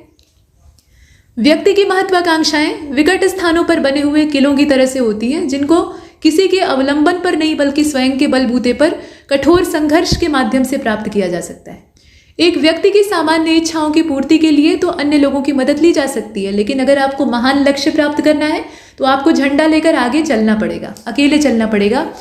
वही कहा गया, महान लक्ष्य व्यक्ति का अपना ऊंचा सपना होता है और वह उसकी संपूर्ण चेतना की डूब और संपूर्ण सामर्थ्य के बल पर प्राप्त किया जा सकता है। जिस प्रकार दुर्गम स्थानों पर बने हुए दुर्ग तक हाथी, घोड़े, रथ, पालकी आदि के सहारे नहीं पहुंचा जा सकता, ठीक वैसे ही जीवन की जो बड़ी इच्छाएं होती हैं, वहां अपनी समस्त शक्तियों का उपयोग करते हुए स्वयं संघर्ष को झेलना पड़ता है। रास्ते में जितनी दिक्कतें आती हैं उनका सामना करना पड़ता है, तब आप वहां तक पहुंचते हैं। आपके लिए कोई दूसरा संघर्ष नहीं करेगा, आपको खुद करना होगा। उच्च पद प्राप्त करने के लिए बड़ी प्रतियोगिता परीक्षाओं को अभिभावकों और मित्रों के सहारे नहीं प्राप्त किया जा सकता है। ठीक है, अभिभावक बहुत होगा तो आपको पैसा दे देंगे कि जाओ कंपटीशन की तैयारी करो, दिल्ली जाओ रहो, लेकिन वो आपके लिए पढ़ नहीं सकते। जो समस्याएं आएंगी, कठिनाइयां आएंगी, बार बार आप असफल होंगे, उसमें वो शेयर नहीं कर सकते आपके साथ, मतलब उसमें वो शेयर होल्डर नहीं बन सकते। वो जितनी भी चीज़ें हैं वो सब आपके जिम्मे होंगी, वो आपको झेलनी पड़ेगी। ठीक है, और जो लोग महत्वाकांक्षाओं की पूर्ति के लिए अन्य पर अवलंबित होते हैं वो असफल रहते हैं। असल में वो महत्वाकांक्षी होते ही नहीं। जो भी व्यक्ति सच में एम्बिशियस है, उसके अंदर वास्तविक महत्वाकांक्षा सिर्फ दिखावे की नहीं है, तो वो आत्मनिर्भर होगा। उसकी पहली चीज, मतलब उसका पहला लक्षण ही यही होगा कि वो अपने बूते रहना चाहेगा, अपना हर काम अपने से करना चाहेगा, अपनी जो दिक्कतें हैं या अपने जो कर्म हैं उनके लिए वो खुद रिस्पॉन्सिबिलिटी लेगा, जिम्मेदारी उसके अंदर होगी, जिम्मेदारी का भाव होगा। ऐसा ही व्यक्ति महत्वाकांक्षी होता है, उसको आप देखते ही पहचान सकते हैं। तो वास्तविक महत्वाकांक्षी है तो भाई वो अवलंबित रहेगा ही नहीं, और जो अवलंबित रहते हैं, किसी दूसरे के सहारे पर टिके रहते हैं, वो असफल होते हैं। बिल्कुल एक अमर बेल की तरह से होते हैं। वृक्ष की उन्हें एक ओट मिली हुई है और आश्रय मिला हुआ है, तो उस पर वो चढ़ती जा रही हैं, फैलती जा रही हैं। नीचे से पकड़ के खींच दीजिए, पूरा एक झटके में नीचे आ जाएगा। तो समस्याएं एक बार झटका देंगी, आप औंधे मुंह गिरेंगे अगर दूसरे के भरोसे। इसीलिए अपना अवलंबन खुद खड़ा करना चाहिए, खुद एकदम साल का वृक्ष बनना चाहिए। साल एक पेड़ होता है जो कि उष्णकटिबंधीय होता है, मजबूत और ऊंचे तने वाला, तो वैसा बनना चाहिए। आगे आप देखें, जो इस प्रयाण में स्वयं झंडा उठाकर चलते हैं और चट्टानों पर स्वयं पांव रोपते हुए आगे बढ़ते हैं, वे सफलता के शिखर पर अवश्य पहुंचते हैं। हो सकता है कि आपकी रफ्तार धीमी हो, ठीक है, हो सकता है कि आप बहुत धीमी रफ्तार में चल रहे हो। जो काम कोई 1 साल में कर ले रहा है, वो कंपटीशन आपसे 5 साल में क्लियर हो रहा है, लेकिन हो तो रहा है ना। अंत में आप विजेता बन के निकल रहे हैं, लूजर बन के नहीं। तो ऐसी स्थिति तभी आती है जब आप स्वयं आगे बढ़ते हैं, स्वयं प्रयास करते हैं। महात्मा गांधी और सुभाष चंद्र बोस केवल और केवल अपने सोच, ज्ञान और कौशल के आधार पर ही विपरीत परिस्थितियों में केवल अपने बूते पर भारतीय स्वतंत्रता का मार्ग तलाश सके थे। दोनों के विचार एक दूसरे से कंट्रास्ट थे, दोनों का सोचने का तरीका अलग अलग था, हालांकि उद्देश्य एक था। ठीक है, राजनीतिक महत्वाकांक्षा दोनों के अंदर थी। हम ये सिर्फ नहीं कह सकते कि गांधी जी को ही लीडर बनने का शौक था, वो शौक नेताजी के अंदर भी था। और 2 लीडर एक पार्टी में नहीं रह सकते, ये आप जानते हैं। गांधी जी प्रत्यक्ष लीडर नहीं, लेकिन अपना जो रिप्रेजेंटेटिव है उसे लीडर बनाना चाहते थे। नेताजी की भी महत्वाकांक्षा वही थी, वो लीडर बन के आगे भारतीय राष्ट्रीय आंदोलन को ले जाना चाहते थे, और मतभेद वहीं से होता है। उसके बाद दोनों लोगों के रास्ते अलग होते हैं। वो विदेश में जाकर वही काम करते हैं जो कि भारतीय स्वतंत्रता के लिए या भारतीय राष्ट्रीय आंदोलन के लिए अच्छा माना जाता है, मतलब उसका एक बहुत अच्छा प्रभाव जो राष्ट्रीय आंदोलन था उस पर पड़ता है। तो दोनों के रास्ते अलग अलग भले थे, लेकिन लक्ष्य एक था, और उस पर वो अपने बूते चलकर वहां तक पहुंचे थे। तो ये सारी बातें हमने देख ली हैं। अब हमें देखना है इसमें प्रश्नों का उत्तर। शीर्षक आप बताइए इस प्रश्न का शीर्षक क्या, मतलब इस गद्यांश का शीर्षक क्या होना चाहिए, और इस प्रश्न का उत्तर। तो सही जवाब इसका हो जाएगा, देख लीजिए पहले, बी वाला। महत्वाकांक्षा के दुर्ग पर पैरों से चलकर पहुंचना होता है। मतलब जो गद्यांश को सही ढंग से रिप्रेजेंट करे उसी को आप शीर्षक चुनेंगे। हालांकि शीर्षक चयन में एक शर्त यह भी होती है कि वो छोटा होना चाहिए, लेकिन छोटा होने के साथ साथ ये भी आवश्यक होता है कि वो ज़्यादा उपयुक्त होना चाहिए। तो उपयुक्तता के आधार पर इसका बी वाला विकल्प अधिक उचित दिखाई देता है। इसके बाद अब 27वें को देखते हैं। गद्यांश में शब्द इस्तेमाल हुआ है जो कि है अवलंबन। इसका मतलब क्या होता है? सहारा। अवलंबन का मतलब क्या है? सहारा। तो इसमें आप देख लीजिए। इसके बाद 28वें को देखते हैं भाई। यहाँ कहा गया कि उच्च पद प्राप्त करने में किसकी महत्वपूर्ण भूमिका होती है? किसकी होती है? अपनी प्रतिभा काम आती है। ऊंचा पद आपको किसी दूसरे के बूते नहीं मिलता। आपकी मेहनत काम आती है, और उससे भी ज़्यादा आपकी हिम्मत काम आती है। अगर आप हिम्मत ही हार गए और बाकी दोनों आपके पास है तो भी आप असफल हो जाएंगे। इसलिए हिम्मत तो सबसे ऊपर है, तो इसीलिए सी वाला ऑप्शन इसमें ज़्यादा परफेक्ट है। कौशल तो चाहिए ही होता है, लेकिन कौशल से पहले ये सारी चीज़ें चाहिए होती हैं। कौशल बहुत लोगों के पास है, कुशलता बहुत से लोगों के हाथ में है, लेकिन सफल नहीं हो रहे। इसके बाद 29वें को देखते हैं। यहाँ कहा गया कि महान लक्ष्य व्यक्ति का अपना ऊंचा सपना होता है, और वो किसके बल पर प्राप्त किया जा सकता है? सिर्फ और सिर्फ अपने बूते। लेकिन यहाँ जो विकल्प दिए हैं उनको देख लीजिए, इसमें क्या दिया हुआ है। कहा गया कि संपूर्ण चेतना की डूब के द्वारा झंडा उठाकर आप चल देंगे तो आपको मिल जाएगा, संपूर्ण सामर्थ्य के बल पर प्राप्त हो जाएगा, या फिर ए और सी दोनों सही है। अब बताइए, यहाँ विकल्प काफ़ी करीबी कहे जा सकते हैं, तो इनमें आपको फैसला लेना है। 29वां करेक्ट आंसर इसका क्या होगा? इसका सही उत्तर हो जाएगा ए और सी दोनों। संपूर्ण चेतना की डूब चाहिए और अपना पूरा सामर्थ्य चाहिए, तब जाकर हम इसे प्राप्त कर सकते हैं। ठीक है, अब इसमें मान लीजिए कि ए और सी करके दो ऑप्शन चुनने का ये विकल्प आपके पास नहीं होता, तो ऐसी स्थिति में आप ए को चुनते जो कि ज़्यादा उपयुक्त है। लेकिन यहाँ दो को चुनने का हमारे पास विकल्प मौजूद है, इसलिए हम डी का चयन कर रहे हैं जिसमें दोनों को सही बताया गया। इसके बाद अब 30वें प्रश्न को देखते हैं। कहा गया कि गद्यांश में दो विभूतियों का नाम लिया गया है, एक तो महात्मा गांधी और दूसरे नेताजी। तो इन्होंने किसके दम पर सफलता प्राप्त की थी? अपनी सोच, ज्ञान और कौशल के बल पे। ठीक है, केवल इनकी जो सोच थी, ज्ञान था, कौशल था, वही इन्हें सफलता दिलवाता है। तो करेक्ट आंसर इसका सी होगा। सिर्फ सोचने से कुछ नहीं होता, उस चीज़ को अपने कौशल में डालना होता है, अपने ज्ञान का उसमें इस्तेमाल करना होता है, तब जाकर आप सफल होते हैं। तो सी वाला ऑप्शन ज़्यादा सही है। इसके बाद अगले पैराग्राफ को देखते हैं। यहाँ कहा गया कि धर्म मनुष्य के भीतर निहित देवत्व का विकास। धर्म न तो पुस्तकों में है न धार्मिक सिद्धांतों में, वह केवल अनुभूति में निवास करता है। धर्म अंधविश्वास नहीं है, धर्म अलौकिकता में नहीं है, वह जीवन का अत्यंत स्वाभाविक तत्व है। मनुष्य में पूर्णता की इच्छा है, अनंत जीवन की कामना है और ज्ञान आनंद प्राप्त करने की चाह है। पूर्णता, ज्ञान और आनंद ये निचले स्तर पर नहीं है, नीचे के स्तर पर आप इन्हें नहीं खोज सकते। इनकी खोज जीवन के उच्च स्तर पर होती है। वहीं जब आप पहुंचते हैं तो आपको इसकी चरम अनुभूति होती है। जहां ऊंचा स्तर आता है वहीं से धर्म आरंभ होता है। धर्म का स्तर जहां, माफ कीजिएगा, जीवन का स्तर जहां हीन है, इंद्रियों का आनंद वहीं अत्यंत प्रखर होता है। अब ये पैराग्राफ है, बहुत बड़ा नहीं है लेकिन अच्छा है। इसमें धर्म की वास्तविक परिभाषा आपको समझाने का प्रयास किया गया है। धर्म को हम लोग वो झंडे वाला और मंदिर और मस्जिद वाला धर्म समझ लेते हैं। धर्म का शाब्दिक अर्थ होता है धारण करने योग्य, यानी कर्तव्य। जो आपका वास्तविक कर्तव्य है वही आपका धर्म है। जैसे इस समय पढ़ाई करना आपका धर्म है, अपने लक्ष्य की ओर निरंतर हर सेकंड और हर मिनट अपना पैर बढ़ाना आपका लक्ष्य है और आपका कर्तव्य है। ठीक है, मतलब अगर आपसे कोई ये कह दे कि इतने सारे व्रत रह लेना और भगवान जी को 5 किलो लड्डू चढ़ा देना, या किसी गुरुद्वारे में जाके लंगर के लिए पैसा दे देना, या फिर कुछ ऐसे ही मतलब उपासना से संबंधित कर दे, तो ईश्वर की उपासना करना गलत नहीं है, लेकिन वो भी लक्ष्य तक पहुंचाने के लिए ही एक माध्यम होता है। तो इसलिए हमें इस समय जो कर्तव्य है उसको समझना चाहिए। जैसे आप देखते हैं महाभारत का युद्ध होता है, तो उस समय अर्जुन को धर्मोपदेश दिया जाता है, कर्तव्य का उपदेश दिया जाता है, और ये कहा जाता है कि कर्म करो, ये मत देखो कि उसका परिणाम क्या होगा, परिणाम की चिंता मत करो। तो उस समय जो क्षत्रिय धर्म था अर्जुन का, मतलब अन्यायियों का विनाश करना, भले ही वो रिश्तेदार क्यों न हो, तो वो करने की प्रेरणा भगवान श्री कृष्ण उनको देते हैं, है ना। तो ये चीज़ धर्म की जो वास्तविक परिभाषा है वो यहाँ बताई गई।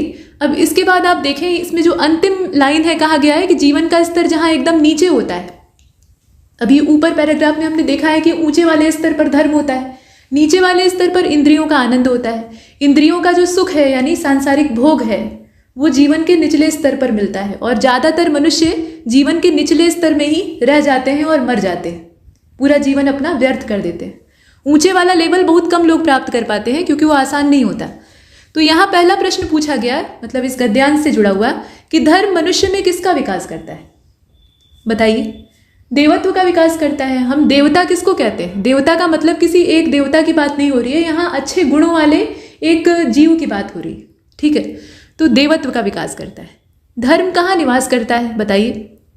अनुभूतियों में निवास करता है। अनुभव का ही तो धर्म है, इसका कोई साकार रूप थोड़े ही होता है। तो 32वां जो है इसका सही जवाब क्या हो जाएगा? सी हो जाएगा, अनुभूति में निवास करता है। ठीक है, 33वें को देखते हैं। इंद्रियों का आनंद जहाँ प्रखर होता है वो जगह कौन सी होती है? तो जीवन का ऊंचा स्तर जहाँ नहीं होता है, यानी निचला स्तर होता है, वहाँ पर अनुभूतियाँ धर्म की ओर नहीं जाती हैं बल्कि इंद्रिय सुख की ओर जाती हैं। तो इसका जो बी वाला ऑप्शन है वो सही। आगे बढ़ते हैं। यहाँ पर कहा गया कि जीवन के उच्च स्तर पर पहुँचने के लिए असल में किन तत्वों की आवश्यकता होती है? जीवन का जो ऊंचा स्तर है वो अगर आप प्राप्त करना चाहते हैं तो आपको कौन से तत्व चाहिए होंगे? बताइए। और इसका जो सही जवाब है वो इसमें सी हो जाएगा, पूर्णता, ज्ञान और आनंद। ठीक है, सीधा मिलाएंगे। और अब शीर्षक बताना है। शीर्षक बताइए। सही इसका शीर्षक आसानी से चुना जा सकता है, धर्म की ही यहाँ चर्चा हो रही है, धर्म का स्वरूप।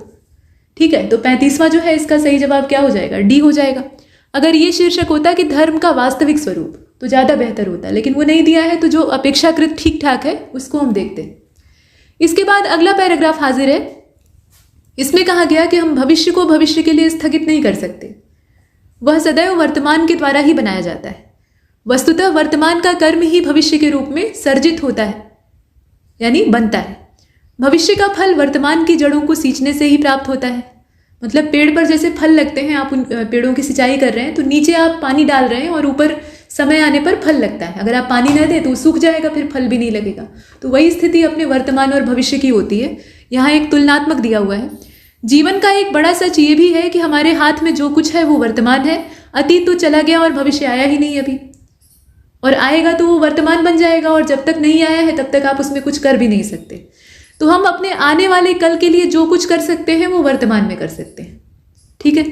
भविष्य और वर्तमान के रिश्ते को लेकर एक बात और है कि भविष्य वर्तमान द्वारा बनाया ही नहीं जाता है, बल्कि खरीदा जाता है, इसका क्रय किया जाता है।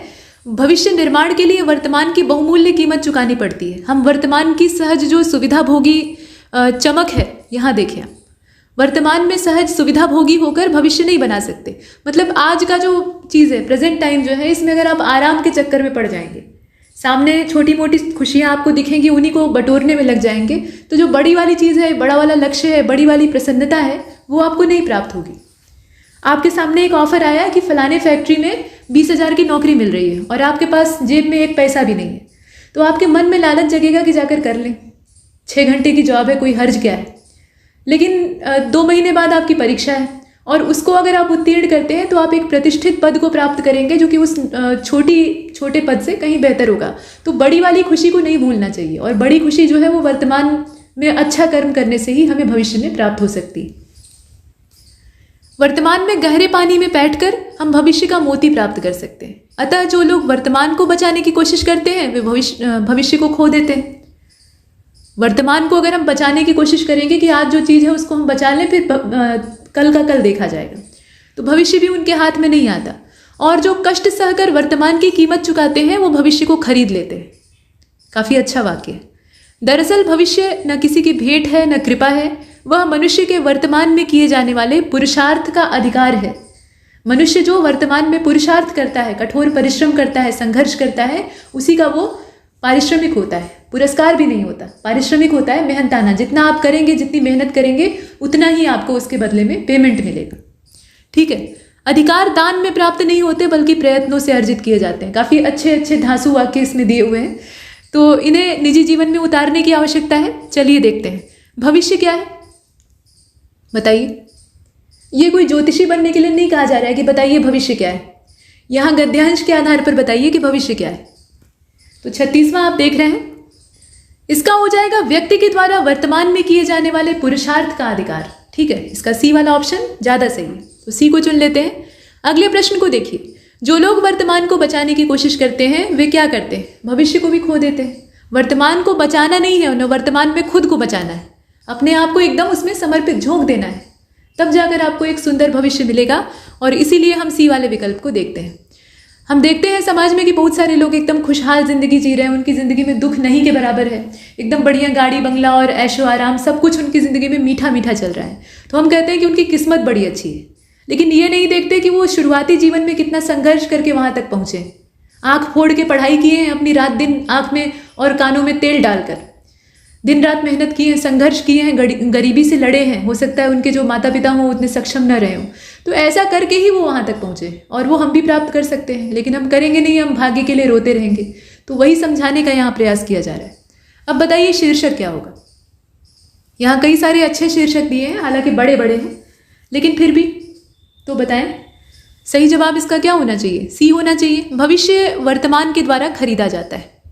ठीक है, मतलब वर्तमान में जो आप काम कर रहे हैं उस काम के बदले में आपको मेहनताना मिलता है। जैसे क्रय विक्रय होता है, खरीद फरोख्त में क्या होता है, आप पैसा देंगे, बदले में आपको उसका सामान मिलेगा। तो वही चीज़ है, पैसा यहाँ पर आपकी मेहनत होती है, आपका संघर्ष होता है, और बदले में जो सामान मिलता है वो आपका सुंदर भविष्य होता है। इसके बाद 39वें प्रश्न को देखते हैं, जीवन का एक बड़ा सच क्या है? तो जीवन का सबसे बड़ा सच तो मृत्यु है, लेकिन यहाँ पर मृत्यु की बात नहीं हो रही है, यहाँ हमें गद्यांश के आधार पर चलना है। तो सही जवाब इसका क्या हो जाएगा? सी होगा। जो हमारे हाथ में है वो वर्तमान ही है, और उसी में हम कुछ कर सकते हैं। न हम अतीत के लिए कुछ कर सकते हैं, न भविष्य के लिए। प्रश्न संख्या 40, कहा गया कि अतीत, वर्तमान और भविष्य के बारे में जो उपर्युक्त गद्यांश अभी अभी आपने पढ़कर पूरा किया है उसमें क्या कहा गया है? वाक्य जिसमें कि तीनों का मतलब तीनों शब्दों का एक साथ इस्तेमाल किया गया है वो असल में इसमें से कौन सा है? तो अगर आपने ध्यान से पढ़ा है, देखिए यही वाला वाक्य तो था कि अतीत तो चला गया है, भविष्य अभी आया नहीं है, इसलिए हम आने वाले कल के लिए कुछ अच्छा अगर करना चाहते हैं तो वो वर्तमान में ही कर सकते हैं। यही एकदम कहा गया था, इसी को उठाकर यहाँ चिपका दिया गया है। अगले गद्यांश को देखते हैं। यह अप्रत्याशित नहीं है कि भारत के सामाजिक विकास और बदलाव के आंदोलन में जिन 5 समाज सुधारकों के नाम लिए जाते हैं उसमें महात्मा ज्योतिबा फुले का नाम शुमार नहीं, मतलब उन 5 में से ज्योतिबा फुले को शामिल नहीं किया गया है। इस सूची को बनाने वाले उच्च वर्णीय समाज के प्रतिनिधि हैं। ज्योतिबा फुले ब्राह्मण वर्चस्व और सामाजिक मूल्यों को कायम रखने वाली शिक्षा और सुधार के समर्थक नहीं थे। उन्होंने पूंजीवादी और पुरोहितवादी मानसिकता पर हल्ला बोल दिया। उनके द्वारा स्थापित सत्य शोधक समाज और उनका क्रांतिकारी साहित्य इस बात का प्रमाण है। मतलब वो नीची जातियों का और जो दबे कुचले लोग थे जिनका के अधिकार छीना जाता था उनके लिए लड़ाई लड़ते थे। निम्न वर्ग के लिए वो प्रणेता का काम करते थे, महिलाओं की स्थिति सुधारने के लिए प्रयासरत रहते थे। और उस समय का जो अभिजात्य समाज था, अब यहाँ अभिजात्य शब्द का अपमान नहीं किया जा रहा है और ना ही कोई जाति और कोई वर्ण तिरस्कार का पात्र है, यहाँ मानसिकता और कर्म का तिरस्कार किया जा रहा है। उस समय जो पुरोहितवादी एक वर्ग तैयार हो गया था ना, देखिए 4 वर्णों का जिक्र जब हम अपने वेदों में देखते हैं तो वहाँ कर्म आधारित सारी चीजें होती हैं। जो आदमी जिस चीज के योग्य होता है उसको वो काम सौंपा जाता है। और कुछ लोग ये तर्क देते हैं कि भाई ब्रह्मा जी के पैरों से शूद्रों को उत्पन्न बताया गया है, यानी उन्हें निम्न समझा गया है। आप एक चीज बताइए कि पैर अगर काट लिया जाए किसी व्यक्ति का तो वो किस काम का रहेगा? अपाहिज हो जाएगा। तो पैर तो सबसे महत्वपूर्ण होते हैं, वो तो आधार देते हैं समाज को, तो वही आधार देने का जो जिम्मा है वो शूद्रों के पास था। तो ये वर्ण व्यवस्था उस समय कर्म आधारित थी, लेकिन बाद में इसको अपने तरीके से इस्तेमाल किया गया। जो ऊंचे लोग थे, मतलब अपने आप को ऊंचा कहते थे, ऊंचे हो या नहीं हो अलग बात है, तो वो क्या करते हैं, जिन्हें नीचा वो कहते थे उनका शोषण करने लगे। तो ऐसे करके जो हमारा भारतीय समाज था वो बहुत सारी बुराइयों से भर गया। दलितों और जिन्हें आप शूद्र वर्ण में रखते हैं उन सभी का इतना शोषण किया गया, साथ में महिलाओं का, कि मतलब उनके साथ मनुष्य जैसा बर्ताव ही नहीं किया जाता था, पशुवत बर्ताव किया जाता था, जैसे मन किया वैसे उन्हें इस्तेमाल किया। तो उनके लिए लड़ाई लड़ने वाले ज्योतिबा फुले थे। और इसीलिए यहाँ दिया हुआ है ना कि जो उस समय के आंदोलन के 5 समाज सुधारक हैं उनमें इनका नाम नहीं शामिल किया गया, क्योंकि लिस्ट को बनाने वाले उसी मानसिकता के थे, उसी पाखंडी मानसिकता के थे। तो उसमें ज्योतिबा फुले को शामिल नहीं किया गया, जबकि इनका काम मतलब कहा जा सकता है कि अप्रतिम है, उसका कोई मिसाल नहीं दिया जा सकता।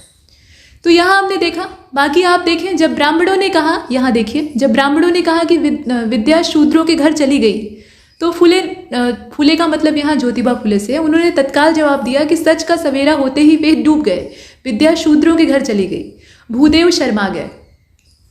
भूदेव एक पर्यायवाची है जो कि ब्राह्मण के लिए इस्तेमाल होता है। और विद्या किसी एक वर्ण का एकाधिकार नहीं है, लेकिन ब्राह्मणों ने, मतलब जो ये पुरोहित टाइप के ब्राह्मण थे जो कि मंदिरों से अपना पेट भरते थे, तो इस तरह के जो सिर्फ पारिवारिक ब्राह्मण थे, मानसिक ब्राह्मण नहीं थे, उन्होंने क्या किया, विद्या के अधिकार से शूद्रों को या जो निम्न वर्ग थे और महिलाओं को भी वंचित कर दिया। कहा कि ये उसके पात्र नहीं है, पात्रता का निर्धारण करने वाले वो तथाकथित मनुष्य बन गए। तो इसीलिए फुले ने उनका विरोध किया और बड़ा ही सटीक जवाब दिया कि भाई वेद ही डूब गए आपके, जिन वेदों को आधार बना के आप ये दावा कर रहे हैं कि विद्या सिर्फ एक वर्ग की दासी है, तो वो चीज़ मतलब वेद ही डूब गए हैं, तो आप शर्मा जाइए, फिर आपका काम खत्म हो चुका है। आगे देखें, महात्मा ज्योतिबा फुले ने वर्ण जाति और वर्ग व्यवस्था में निहित शोषण प्रक्रिया को एक दूसरे का पूरक बताया। सब एक साथ जुड़े हुए थे। वर्ण व्यवस्था मतलब शुरुआत में चाहे जैसी रही हो, लेकिन बाद में इसका स्वरूप एकदम विकृत हो गया था। तो ये सारी चीज़ और उसके साथ बनी हुई जातियाँ और जितनी वर्ग व्यवस्था है, ये सब क्या करती हैं, समाज को एक वर्ग के अधिकृत करती हैं। इनका कहना था कि राजसत्ता और ब्राह्मण आधिपत्य के तहत धर्मवादी सत्ता आपस में साठगांठ करके सामाजिक व्यवस्था और मशीनरी का उपयोग करती है। उनका कहना था कि शोषण व्यवस्था के खिलाफ दलितों के अलावा स्त्रियों को भी आंदोलन करना चाहिए, क्योंकि दलितों से जरा भी अच्छी स्थिति स्त्रियों की नहीं थी। इनके लिए भी संघर्ष बहुत किया गया है, तब यहाँ तक स्थिति बनी है, लेकिन अभी भी बहुत अच्छी दशा नहीं है। तो इनके साथ भी पर्याप्त शोषण किया गया। और महात्मा ज्योतिबा फुले के मौलिक विचार गुलामगिरी या उनकी जितनी भी रचनाएं हैं उनके नाम दिए हैं, जैसे कि एक है आपका शैतक-यांचा आसूड, मराठी इसमें जो भाषा है वो आपको दिखाई दे रही है, मतलब किसानों का प्रतिशोध, सार्वजनिक सत्यधर्म, इस तरह की पुस्तकों में इनके विचार आपको मिल जाएंगे। तो कुल मिलाकर ये गद्यांश ज्योतिबा फुले के संघर्ष और उनकी जो सामाजिक दशा थी उसका वर्णन करता है। अब आपको ये बताना पड़ेगा कि इसमें जो प्रश्न है उनका उत्तर, कहा गया कि गद्यांश के हिसाब से ज्योतिबा फुले का क्रांतिकारी साहित्य कौन सा है, सबसे ज्यादा क्रांति लाने वाला। इसमें कई सारे साहित्यों का वर्णन है, लेकिन उसमें से सबसे उत्तम जो साहित्य है इस मामले में वो आपका सत्यशोधक समाज है। ठीक है, ये सबसे उत्तम था, क्रांतिकारी इसे कहा जा सकता है, समाज में बड़ा परिवर्तन लाने वाला। अगले वाले को देखते हैं, भूदेव शर्मा गए। इसका मतलब क्या है? भूदेव शर्मा गए, यहाँ उसका अर्थ नहीं पूछा जा रहा है, कहा गया कि यह किस क्रिया की प्रतिक्रिया के रूप में फुले ने कहा था। तो ब्राह्मण वर्ण जो उस समय के पुरोहित वर्ग थे, उन्होंने कहा कि विद्या शूद्रों के घर चली गई, हमने तो इसे ब्राह्मणों के लिए बचा के रखा था, अभिजातियों के लिए बचा के रखा था, ये तो शूद्रों के पास चली गई, अनर्थ हो गया, ऐसा उनका कहना था। तो फुले जो है वो एकदम करारा जवाब देते हैं कि भूदेव शर्मा जाएंगे, क्योंकि वेद तो डूब गए हैं, वेद डूब गए तो फिर विद्या किस बात की आपके लिए, आपके अधिकार में है ही नहीं है। तो इसमें से हम चुनेंगे किसको, बताइए। 42वां जो है इसका सही जवाब हो जाएगा बी वाला। ठीक, आगे देखते हैं। यहाँ पर 43वां प्रश्न पूछ रहा है कि ज्योतिबा फुले के हिसाब से दलितों के अलावा किसे शोषण व्यवस्था के खिलाफ आंदोलन चलाना चाहिए। तो दलितों के अलावा किसका सबसे ज्यादा शोषण हुआ है? तो महिलाओं का हुआ है। तो यहाँ स्त्रियों की बात कही गई, बाकी जितने भी यहाँ दिए हुए हैं वो तो एकदम बढ़िया से मलाई खा रहे थे, लेकिन महिलाएं जो है वो भोग रही थी, उन्हें भी उसी स्थिति में रखा जाता था, मतलब वेदों को पढ़ने का अधिकार उनसे छीन लिया गया। इसके बाद 44वें को देखते हैं। यहाँ पर कहा गया विद्या शूद्रों के घर चली गई, ये कथन किसका था? ब्राह्मणों का था। ठीक है, ब्राह्मणों मतलब जो मंदिर और मठों के मठाधीश हुआ करते थे, पाखंडी, उनसे तात्पर्य। अगर कोई व्यक्ति सच में कर्म से ब्राह्मण है तो वो कभी विद्या को किसी के अधिकार में करना पसंद नहीं करेगा। पात्र के मतलब विद्या का पात्र होना चाहिए, और पात्रता जाति से नहीं आती। ठीक, पात्रता जो है वो मानसिक सामर्थ्य से आती है। इसके बाद आप आगे देखें, 45वें को देखें, कौन सा कथन सत्य नहीं। यहाँ कुछ 3 स्टेटमेंट दिए हुए हैं और डी वाले में कहा गया कि इनमें से कोई नहीं। तो बताइए, जो गलत है उसकी तलाश करनी है, ध्यान से देखिएगा। और 45 जो है ना, इसका राइट आंसर हो जाएगा ए वाला। ज्योतिबा फुले ब्राह्मण वर्चस्व और सामाजिक मूल्यों को कायम रखने वाली शिक्षा और सुधार के समर्थक थे। यहाँ देखिए, सफेद झूठ बोला गया ना, तो यही वाला स्टेटमेंट गलत है। जो दबे कुचले थे, दलित शब्द मतलब कुचले हुए, तो कुचले हुए जो वर्ग थे जिन्हें कि समाज से बहिष्कृत कर दिया गया था और वो अत्यंत कठिनाइयां और दुख झेल रहे थे, उनका इन्होंने पक्ष लिया। ठीक है, तो ए वाले ऑप्शन को इसमें सही नहीं दिया है, तो इसी को हम चुन लेंगे जो गलत है। अगले गद्यांश को देखिए, जिसमें कहा गया कि समाज में जुड़ाव और एकात्म की भावना का प्रसार करने वाला व्यक्ति सदैव वंदनीय होता है। राष्ट्र और समाज में समरसता का भाव देश को अखंड और सशक्त बनाता है। यह भावना जितनी बलवती होगी, यानी जितनी मजबूत होगी, राष्ट्र उतना ही ज्यादा शक्तिशाली होगा। देश में अनेक विघटनकारी शक्तियां होती हैं और इनका उद्देश्य होता है देश को अस्थिर बनाना, तो उनका प्रतिकार करने वाले समरसता के ध्वजवाहक ही होते हैं। आगे देखें, एक कथा तोड़ने और जोड़ने और तोड़ने असल में इस उपक्रम की सटीक व्याख्या करती है। अब यहाँ वही दर्जी और कैंची वाला है, हो सकता है आपने गद्यांशों में देखा हो। एक दिन किसी कारण से स्कूल में छुट्टी की घोषणा होने पर एक दर्जी का बेटा अपने पिता की दुकान पर जाता है। वहां जाकर बड़े ध्यान से वो अपने पिता को काम करते हुए देखता है। दर्जी का काम आप जानते ही, पिता जो है वो कैंची से कपड़े काट रहे थे। काटने के बाद कैंची को पैर के पास दबा कर रख लेते हैं और फिर काटे हुए कपड़े को सुई से सिलते हैं। सिलाई मशीन का जमाना नहीं था, पुराना समय था, तो सुई से सिलते हैं। हालांकि बहुत सारी दर्जी के भी काम में ऐसी चीज़ें होती हैं जो कि सुई से होती हैं, मतलब हाथ से उसको किया जाता है, मशीन से सब कुछ नहीं होता। फिलहाल वो सुई से सिल रहे थे और सिलने के बाद सुई को क्या करते हैं, अपनी टोपी में लगा लेते हैं। कैंची को उन्होंने पैर में दबाया था, सुई को अपनी टोपी में खोस लेते हैं। और इस तरह से काम करते हुए वो अपने पिता को बहुत देर से देख रहा था, मतलब वो लड़का जो है अपने बाप को देख रहा था। कुछ देर बाद वो पूछता है कि मैं बड़ी देर से आपको देख रहा हूँ, जब भी आप कपड़ा काटने का काम करते हैं, कैंची को आप पैर के नीचे दबा देते हैं काम हो जाने के बाद, और सुई से कपड़ा सीने के बाद उसे टोपी में लगा देते हैं। ऐसा क्यों करते हैं? दोनों को एक जगह रखिए, मतलब दोनों को नीचे रख दीजिए। तो पिता कहते हैं, यहाँ देखिए शिक्षा देने की बात है, नहीं तो इसका जो व्यवहारिक मतलब है वो तो अलग है। ठीक है, व्यवहारिक तौर पे आप कैंची को टोपी पर नहीं रख सकते, उसको रखेंगे तो नीचे रखेंगे, वो वजनदार होती है ना, टोपी में थोड़े ना खोसी जा सकती है। और सुई को अगर नीचे कैंची के पास रख देंगे तो ज़मीन पर रखेंगे वो खो जाएगी, जल्दी मिलेगी ही नहीं, बिछावन में कहीं एडजस्ट हो जाएगी, फिर बाद में चुभेगी। तो उसको टोपी में खोस के रखे रहेंगे तो याद रहेगा कि अच्छा सुई यहीं पर है। सुई खोने वाली दिक्कतें आपने देखी होंगी घरों में भी, है ना। तो ये व्यवहारिक इसका मतलब है। लेकिन यहाँ वो चूंकि शिक्षा देना चाहते थे, अच्छी बातें, तो उन्होंने बताया कि भाई सुई जोड़ने का काम करती है, इसीलिए उसे सिर पर बिठाया है, यानी ज़्यादा महत्व दिया है। और कैंची काटने यानी तोड़ने का काम करती है, तो उसे पैर के पास होना चाहिए, यानी उसे महत्व नहीं दे रहे हैं, कम महत्व दे रहे हैं। तो यही बात, काटने वाले की जगह हमेशा नीचे होती है। ये इसके पीछे नैतिक शिक्षा है। व्यवहारिक शिक्षा जो थी वो बता दी कि सुई चुभ जाएगी, नीचे रख देंगे तो मिलेगी ही नहीं, ठीक। तो यही कारण है कि सुई का टोपी पर मतलब मैं सुई को टोपी पर लगाता हूँ, ये दर्जी का उत्तर था, और कैंची को पैर के नीचे रखता हूँ। तो समाज में विघटनकारी शक्तियाँ भले ही कुछ समय तक अपने मंसूबों में कामयाब हो जाएं, लेकिन लंबे समय तक ऐसा नहीं कर सकती हैं। विजय हमेशा जोड़ने वालों की होती है। जो सामाजिक समरसता के वाहक होते हैं उन्हें सदैव माथे पर तिलक प्राप्त होता है, मतलब उनके माथे पर तिलक लगाया जाता है, उनको श्रेय दिया जाता है। और इसीलिए हमें तोड़ने की नहीं बल्कि जोड़ने की दिशा में हमेशा तत्पर होना चाहिए। तो ये ऐसा है, जोड़ना तोड़ना, विघटनकारी शक्तियों को हतोत्साहित करने वाला ये गद्यांश है। पूछा गया इसमें गद्यांश से संबंधित जो पहला प्रश्न है कि उपर्युक्त गद्यांश में बच्चे के प्रश्न पर पिता ने क्या उत्तर दिया। लड़के ने अपने दर्जी पिता से सवाल पूछा और उसका उसे क्या जवाब मिला, बताइए। इसका जो सही जवाब है वो इसमें सी हो जाएगा। उन्होंने कहा कि काटने वाले से जोड़ने वाला ज़्यादा महत्वपूर्ण होता है, इसीलिए मैं सुई को टोपी में लगाता हूँ। बात सही है। 47 को देखते हैं। गद्यांश के हिसाब से कौन सी शिक्षा हमें प्राप्त होती है। तो पहली शिक्षा तो ये प्राप्त होती है कि सुई को यहाँ वहाँ नीचे नहीं रखना चाहिए, उसको कहीं खोस लेना चाहिए ताकि याद रहे, नहीं तो चुभेगी तो फिर अर्थ का अनर्थ होगा। लेकिन यहाँ जो गद्यांश की नैतिक शिक्षा है उसकी बात हो रही है, तो इसमें से आप चुनेंगे क्या। समाज में विघटनकारी शक्तियाँ कुछ समय तक ही अपने मंसूबों में कामयाब रहती हैं, मतलब कुछ समय तक ही वो अपने मंसूबों में कामयाब हो पाती हैं। तो ये एक निष्कर्ष निकलता है। और भी पढ़ लेते हैं। विजय सदैव तोड़ने वालों की होती है, गलत बात है।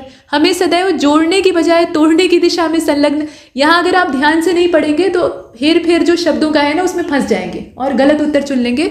इसका जो सही जवाब है वो बी हो जाएगा। अगर मान लीजिए ना यहीं पर ये जो लाइन दी हुई है, हमें सदैव तोड़ने की बजाय जोड़ने की दिशा में संलग्न सक्रिय रहना चाहिए, तो ये वाला ज़्यादा सही होता है। लेकिन ऐसा दिया नहीं है, यहाँ एक्सचेंज कर दिया है। जहाँ तोड़ने होना चाहिए था वहाँ जोड़ने दे दिया है, इसीलिए ये गलत हो गया है। इसका बी वाला ही सबसे उपयुक्त है। प्रश्न संख्या 48 को देखें। कौन सा व्यक्ति वंदनीय होता है, यानी सम्मान का और पूजा का पात्र होता है। कौन? नेतागिरी करने वाला। कौन सा आदमी? तो 48 का जो राइट आंसर है वो इसमें डी हो जाएगा। जो समाज में जुड़ाव और एकात्म की भावना का, एकता का प्रसार करता है, वही व्यक्ति इसका पात्र होता है। समरसता शब्द दिया हुआ है और कहा गया कि इसका पर्यायवाची बताइए। समरसता बताइए, इसका पर्याय क्या होगा, मतलब इसी का समानार्थी एक शब्द आपको ढूंढना है। सही जवाब इसका बी हो जाएगा, सामंजस्य से तात्पर्य है। ठीक, बी वाले को चुना। 50वां प्रश्न अंतिम इस गद्यांश का। छुट्टी की घोषणा होने के बाद बच्चा कहाँ जाता है? अपने पिता की दुकान। देखिए दर्जी की दुकान पर तो जाता ही है, लेकिन दर्जी असल में उसका बाप ही है, तो इसमें सी वाले ऑप्शन को देखते हैं। वह अपने पिता की दुकान पर जाता है जो कि एक दर्जी। ठीक बात, आगे चलते हैं। ये पैराग्राफ देखिए, कहा गया कि स्मृति किसी सूचना को एक समय तक धारित करना और उसका प्रत्यावाहन करना है। प्रत्याख्यान नहीं बल्कि प्रत्यावाहन, मतलब बार बार उसे बुलाना है। जब याद करने का नंबर आए तो उस चीज़ को दिमाग में आवाहन उसका करना है कि आओ और मुझे याद आओ। ठीक है, जो इस बात पर निर्भर करता है कि किस तरह का संज्ञानात्मक कार्य किया जाना है। कभी किसी सूचना को कुछ क्षणों के लिए रोक कर रखना होता है, जैसे कि एक अपरिचित टेलीफोन नंबर को तब तक धारित रखना पड़ता है जब तक कि आप टेलीफोन यंत्र तक उस नंबर को डायल करने के लिए पहुंच नहीं जाते। या अपने स्कूल के प्रारंभिक दिनों में जोड़ घटाव की जो विधि आपको सिखाई गई थी वह कई वर्षों बाद भी याद रहती है। जो मास्टर साहब ने आपको डंडे से ठोक ठोक कर सिखाया था वो आप जल्दी भूलते नहीं। तो स्मृति कुल मिलाकर एक प्रक्रिया है जिसमें कि 3 अलग अलग अवस्थाएं होती हैं। ये इसकी अंतः अवस्थाएं हैं।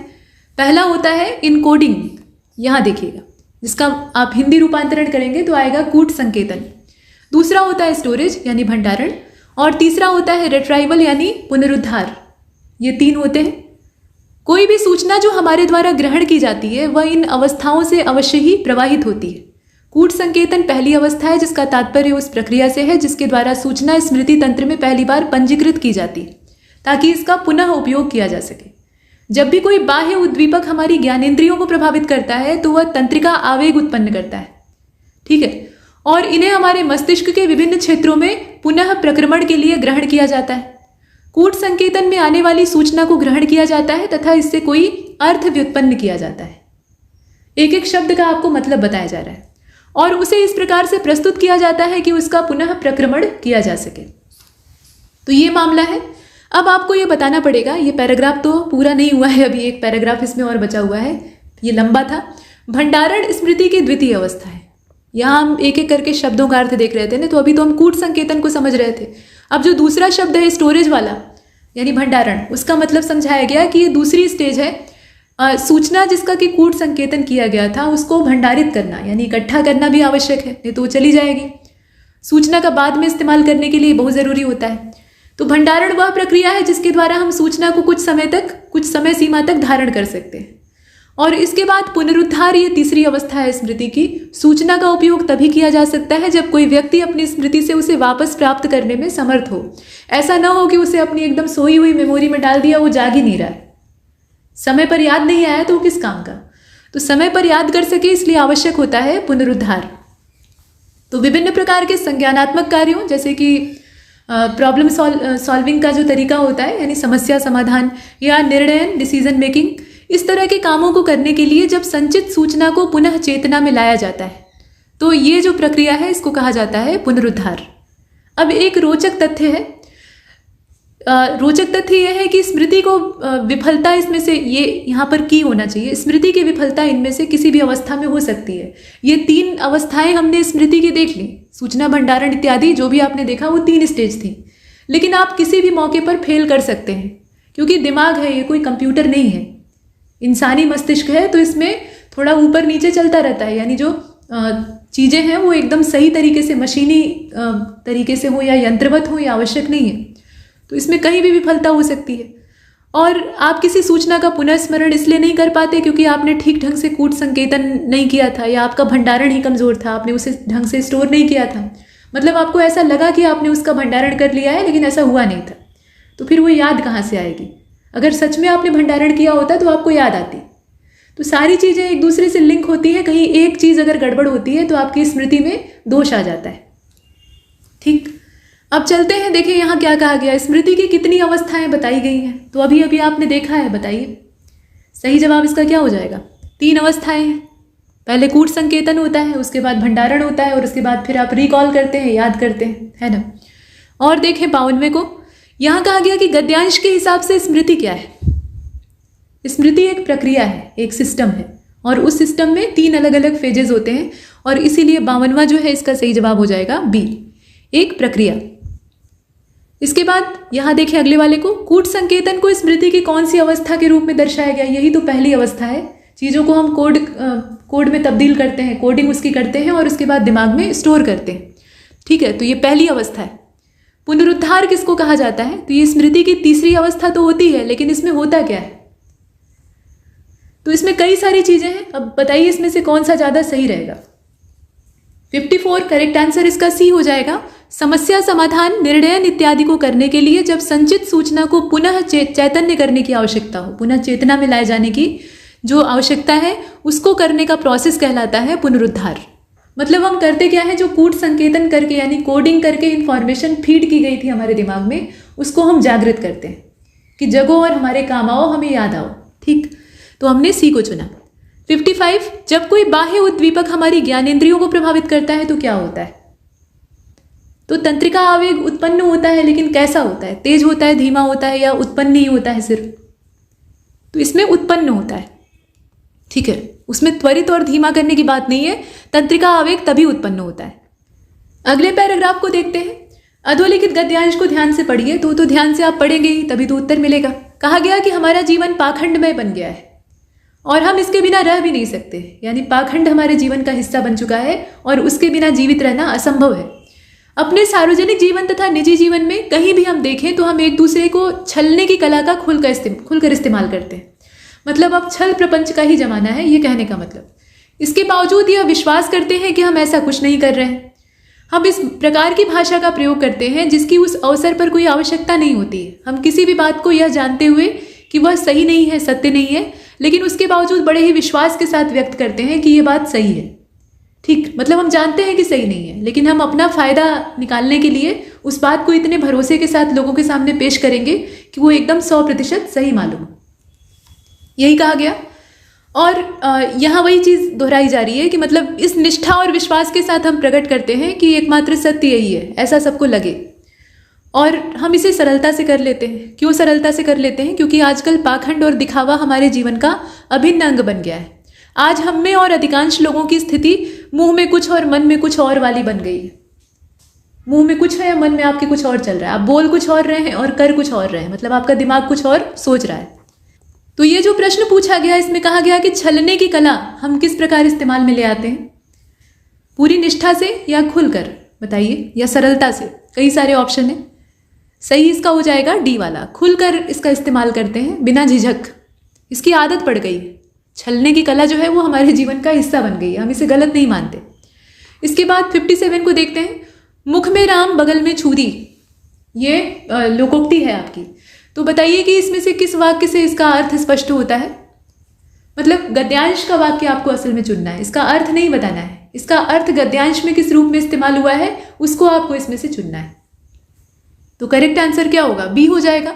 मुंह में कुछ और मन में कुछ, अभी पीछे हमने देखा, ये एक सामान्य रूप इसका है और इसका जो उत्तम रूप है लोकोक्ति वाला वो ये है। इसके बाद अगले वाले को देखते हैं। प्रश्न संख्या 58, हमारे जीवन का अभिन्न अंग किसे बना दिया गया है? पाखंड और दिखावे को। आज का जो जीवन है वो सिर्फ पाखंड पर ही चल रहा है। 59 को देखें। यह जानते हुए कि बात गलत है हम उसके प्रति निष्ठा क्यों व्यक्त करते हैं? क्यों व्यक्त करते हैं बताइए? 59 करेक्ट आंसर बी हो जाएगा। असत्य को सत्य में बदलना चाहते हैं असल में हम, और उसके पीछे भी अपना स्वार्थ छिपा होता है। ठीक है, अगर यहीं पर लिखा होता कि अपने फायदे के लिए तो वो वाला ऑप्शन ज़्यादा सही होता, लेकिन यहाँ वो नहीं दिया है, तो हम जो एग्जैक्ट उसमें गद्यांश में वाक्य इस्तेमाल किया गया था उसको चुनेंगे। अब इस गद्यांश का अंतिम प्रश्न पूछा गया कि शीर्षक क्या होगा बताइए। तो इसमें जितनी भी चीज़ें दिख रही हैं, सबसे अच्छा शीर्षक आपको समझ में आ गया होगा कौन सा होगा। करेक्ट आंसर इसका ए होगा, पाखंड आधुनिक जीवन का सत्य। और ये बहुत अच्छा शीर्षक इसका है। पाखंड जो है वो आज के समय का आधुनिकता का सत्य बन चुका है। आधुनिकता उसी पर टिकी ही है। अगले पैराग्राफ को देखते हैं। मानव के पास समस्त जगत को देखने परखने के दो नजरिए होते हैं, एक आशावादी और दूसरा निराशावादी। इसे सकारात्मक और नकारात्मक दृष्टि भी कहते हैं। जो आशावादी या सकारात्मक मार्ग पर चलते हैं वे सदैव आनंद और अनुभूति की आनंद की अनुभूति को प्राप्त करते हैं, और निराशावादी या नकारात्मक दृष्टि वाले दुख के सागर में डूबे रहते हैं, सदा अपने आप को प्रस्थापित करने का तर्क देते हैं। मतलब निराशावादी व्यक्ति के पास हजारों तर्क होते हैं, वो बहुत तर्कशील व्यक्ति होता है। अपनी समस्याओं के लिए तमाम लोगों को गुनाहगार ठहराएगा कि इनकी वजह से ऐसा हुआ, और कुछ नहीं मिलेगा तो अपने भाग्य को ही जिम्मेदार ठहरा देगा कि मेरा भाग्य गड़बड़ है, जिसकी वजह से मेरे साथ सब कुछ बुरा हो रहा है। तो यही बात है, वे भूल जाते हैं कि तर्क और कुतर्क से ज्ञान का नाश होता है और जीवन में सिर्फ विकार उत्पन्न होता है। आशावादी कभी तर्क नहीं करता। नतीजा क्या होता है? आंतरिक आनंद की प्रतीति उसी को होती है। वो मानता है कि आत्मिक आनंद कभी प्रहार या काटने की प्रक्रिया में नहीं है। परंपरा का विरोध करने से ही प्रतिभा ऊपर नहीं उठती है, विरोध से नाश होता है, और इसलिए जगत में सदा आशावाद ही पनपा है और महान व्यक्तित्वों का सृजन भी इस आशावाद के द्वारा ही किया गया है। निराशावाद या नकारात्मकता की नींव पर कभी भी जीवन प्रासाद का निर्माण नहीं हो सकता है। मतलब जो नेगेटिव थिंकिंग होती है उससे दूर रहने की यहाँ सलाह दी जा रही है। ये पैराग्राफ आपका परीक्षा में पूछा गया था। यूपीपीसीएस का जो सेकंड पेपर होता है सीसेट, उसमें ये हिंदी का गद्यांश दिया गया था, वहीं से लिया गया है। वर्ष कौन सा था एग्जैक्टली मुझे नहीं याद आ रहा है, लेकिन हाँ वही ये सीसेट वाला ही है। तो अब यहाँ जो प्रश्न पूछे गए हैं उनका उत्तर दीजिए। देखिए इसमें शीर्षक पूछा गया है, बताइए शीर्षक क्या होगा। पैराग्राफ को आप देख ही रहे हैं। करेक्ट आंसर बी हो जाएगा, जीवन और आशावाद। यहाँ निराशा की बात हम नहीं करेंगे क्योंकि उसको नकार दिया गया, तो बी वाला ऑप्शन इसका सही है, जीवन और आशावाद। अगले वाले को देखते हैं। परंपरा का विरोध करने से प्रतिभा ऊपर नहीं उठती। परंपरा का अगर आप विरोध कर रहे हैं तो प्रतिभा उससे बढ़ती नहीं है। इसका मतलब क्या है? तो इसका मतलब यह है कि परंपरा को स्वीकारने से प्रतिभा नष्ट नहीं होती है। अब यही इसका निष्कर्ष निकल रहा है। मतलब कुछ लोग ये मानते हैं कि जो परंपराएं चल रही हैं उनको अगर हम स्वीकार कर लेंगे तो हमारी योग्यता प्रभावित होगी। ऐसा नहीं होता है। ये ठीक है कि परंपरा में से जो काम का है उसी को हम लें। अगर कोई कुप्रथा है, परंपरा के नाम पर कोई बुरा रिवाज चल रहा है, तो उसका प्रतिकार करना भी मानव धर्म होता है और वो बुद्धिमान व्यक्ति की निशानी होती है। लेकिन जो चल रही परंपराएं हैं उनको बिना सोचे समझे ये नकार देना कि वो हमारे किसी काम के नहीं, इनका सिर्फ हमें बुरा परिणाम मिल सकता है, तो ये मूर्खता है। तो इसीलिए यहाँ पर कहा गया कि उसको स्वीकारने से प्रतिभा का नाश नहीं होता है। नकारात्मकता का मतलब क्या है? निराशावाद। ठीक है, नकारात्मकता से निराशा पनपती है, निराशावाद। तो इसका जो 63 है उसमें ए वाले ऑप्शन को आप चुनेंगे। आशावादी क्या मानता है बताइए? 64वें प्रश्न को आप देख रहे हैं। तो आशावादी व्यक्ति जो है वो ये चीज समझता है कि आत्मिक आनंद उसे कैसे मिलेगा। अब कैसे मिलेगा उसका जवाब गद्यांश में दिया था, तो हम चुनेंगे किसको? हम चुनेंगे बी वाले को। आत्मिक आनंद कभी प्रहार या काटने की प्रक्रिया में नहीं होता है, ये उसको अच्छे से पता होता है। आत्मिक आनंद का मतलब क्या है ये भी बता दीजिए। 4 विकल्प नीचे दिए हैं और इसका जो करेक्ट आंसर है वो इसमें होना चाहिए आह्लाद। ठीक है, आत्मिक आनंद का मतलब होता है आह्लाद। ठीक है, यहां हम इसमें जो ए वाला ऑप्शन है उसको चुनते हैं। हालांकि मन की मौज वाला जो विकल्प है वो भी गलत नहीं है, लेकिन यहां सस्ती हिंदी का इस्तेमाल नहीं करेंगे, तो आयोग ने ए को सही माना था। इसके बाद 66वें को देखते हैं। यहां देखिए 66वां मतलब इसका ये हुआ कि यहां से नया गद्यांश शुरू हो गया है। एक छोटा सा गद्य खंड है, ध्यान से पढ़ेंगे। अपने प्रियजनों से रहित राज्य किस काम का? ठीक है, प्यारी मनुष्य जाति का सुख ही जगत के मंगल का मूल साधन है। बिना उसके सुख के अन्य सारे उपाय निष्फल हैं। धन की पूजा से ऐश्वर्य, तेज, बल और पराक्रम नहीं प्राप्त होने वाला। चैतन्य आत्मा की पूजा से ही ये पदार्थ प्राप्त होते हैं और चैतन्य पूजा से ही मनुष्य का कल्याण हो सकता है। समाज का पालन करने वाली दूध की धारा जब मनुष्य के प्रेममय हृदय, निष्कपट मन और मित्रता पूर्वक नेत्रों से निकलकर बहती है, तब वही जगत में सुख के खेतों को हरा भरा और प्रफुल्लित करती है और वही उसमें फल भी लगाती है। यही है गद्यांश। अब इसमें आपको ये बताना है कि किससे रहित राज्य किसी काम का नहीं होता। तो अभी ऊपर ही आपने पढ़ा है प्रियजनों से रहित, तो गद्यांश में जैसा कहा गया उसी के हिसाब से काम करना है। सी को चुनेंगे। प्रश्न संख्या 67 देखें। जगत का अर्थ क्या है? जगत जो शब्द इसमें इस्तेमाल किया गया, वैसे तो सांसारिक संसार से तात्पर्य होता है, मतलब अर्थ जो शाब्दिक अर्थ है उसकी बात करें तो 67वां जो है इसका सही जवाब भी बी ही हो जाएगा। संसार से ही तात्पर्य है, जो शाब्दिक अर्थ है उसी को यहाँ चुना गया है, तो हम बी को चुनते हैं। निष्फल का क्या मतलब है? व्यर्थ, जिसमें कोई फल ना हो। यहाँ निस उपसर्ग का इस्तेमाल किया गया है। फल इसमें मूल शब्द है, तो फल से रहित यानी बेकार। 69वें प्रश्न को देखें। सुख के खेतों को हरा भरा और प्रफुल्लित करने का मतलब क्या है? तो इसका मतलब ये हुआ कि जीवन को हम सुखमय बना रहे हैं। यहाँ जीवन के खेत, सुख के खेत से तात्पर्य क्या है? पूरा जीवन। तो जीवन को सुखमय बनाने से तात्पर्य, हरियाली खुशहाली का प्रतीक होती है, तो वो यहाँ दिया हुआ है। मनुष्य का कल्याण कैसे हो सकता है? मनुष्य का कल्याण हो सकता है चैतन्य आत्मा की पूजा करने से। ठीक है, चैतन्य आत्मा की पूजा करने से कि ऐश्वर्य, तेज और बल की पूजा करने से? बताइए, ए सही होना चाहिए कि सी सही होना चाहिए? अब यहाँ गद्यांश के हिसाब से फैसला लेंगे। और गद्यांश में ये स्पष्ट कहा गया था कि प्रसन्नता हमें ऐश्वर्य, तेज और बल की सिर्फ पूजा करने से नहीं प्राप्त होती। जब तक हम अपनी चैतन्य आत्मा को पूज्य नहीं मानेंगे, उसकी नहीं सुनेंगे, तब तक हम सफल नहीं हो सकते, प्रसन्नता हमको नहीं मिल सकती। तो सी वाला ऑप्शन इसमें ज्यादा सही है। अगले गद्यांश को देखते हैं। कृष्ण का अर्थ है श्याम, जो ज्ञात न हो अर्थात अज्ञात। अब हम लोग कृष्ण का मतलब तो शाब्दिक अर्थ के तौर पे देखें तो काला लेते हैं, काले रंग को कृष्ण कहा जाता है, लेकिन इसका जो एक आध्यात्मिक अर्थ है वो है अज्ञात। हम अपनी काया से तो अवगत होते हैं, किंतु यहाँ देखें आप ध्यान से, किंतु आवश्यक स्व से अनभिज्ञ रहते हैं। मतलब हमें अपने शरीर का भान होता है। अभी पीछे बहुत पीछे आपने एक गद्यांश देखा था बच्चे वाला, मतलब अपनी जो शिशु अवस्था होती है उसमें बालक के पास खुद को पहचानने की काबिलियत नहीं होती है। जब वो बड़ा होता है 1.5 साल 2 साल के आसपास, तब उसे अपनी पूरी वास्तविकता का मतलब अपने शरीर का आभास होता है। और कुछ लोग ऐसे होते हैं जो बाद तक अपने शरीर तक ही सीमित रह जाते हैं, अपनी असली हकीकत को जान नहीं पाते। तो आवश्यक जो स्व है उससे हम अनभिज्ञ रहते हैं। वस्तुतः कृष्ण हमारे वास्तविक स्वरूप या हमारी स्व यानी विशुद्ध चेतना का प्रतिनिधित्व करते हैं। ठीक है, उनके जन्म का उत्सव वास्तव में, ये जन्माष्टमी के ऊपर केंद्र बना के लिखा जा रहा है, जन्म का उत्सव वास्तव में जीवंत चेतना का उत्सव है। वह अवतार नर है, अवतार पुरुष है। अवतार का अर्थ होता है उतरना। जैसे कोई व्यक्ति एकाएक तालाब में गिर जाए तो ऐसा अन्य मनस्क भाव के कारण होता है, मतलब अनमना भाव उसका है और एकदम से वो उसका संतुलन बिगड़ा और वो तालाब में गिर गया। उसे बचाने के लिए एक व्यक्ति जो तालाब में कूदता है वो चैतन्य रूप में कूदता है। गिरने वाला और डूबने वाला व्यक्ति जो है वो अन्य मनस्क था, यानी उसका मन कहीं और लगा हुआ था, कुछ सोच रहा था और पैर फिसला। लेकिन जो बचाने के लिए कूद रहा है वो वही पर्पज लेके कूद रहा है कि हम उस व्यक्ति को बचा कर निकालेंगे। तो अवतार श्री कृष्ण ऐसा ही करते हैं, वह डूबने से बचाते हैं। यही है गद्यांश। अच्छा है, इसमें आपसे पूछा गया कृष्ण का मतलब क्या है। तो कृष्ण के यहाँ दो अर्थ बताए गए हैं, एक तो श्याम यानी सांवला अर्थात काला, और दूसरा जो ज्ञात न हो यानी अज्ञात। तो हम दोनों को चुन सकते हैं, उपर्युक्त दोनों, यानी सी वाला विकल्प इसमें बेहतर है। प्रश्न संख्या 72 को देखते हैं। यहाँ कहा गया कि जब कोई व्यक्ति किसी को डूबने से बचाता है तो वह किस रूप में ऐसा करता है? चैतन्य रूप में। अभी हमने पीछे देखा था।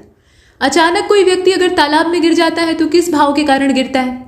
अन्य मनस्कता का जो भाव होता है। अन्य मनस्क का मतलब होता है जिसका मन कहीं और लगा हो, मतलब आप कहीं पर प्रत्यक्ष हैं, मौजूद हैं, लेकिन आपका दिमाग कहीं और भटक रहा है।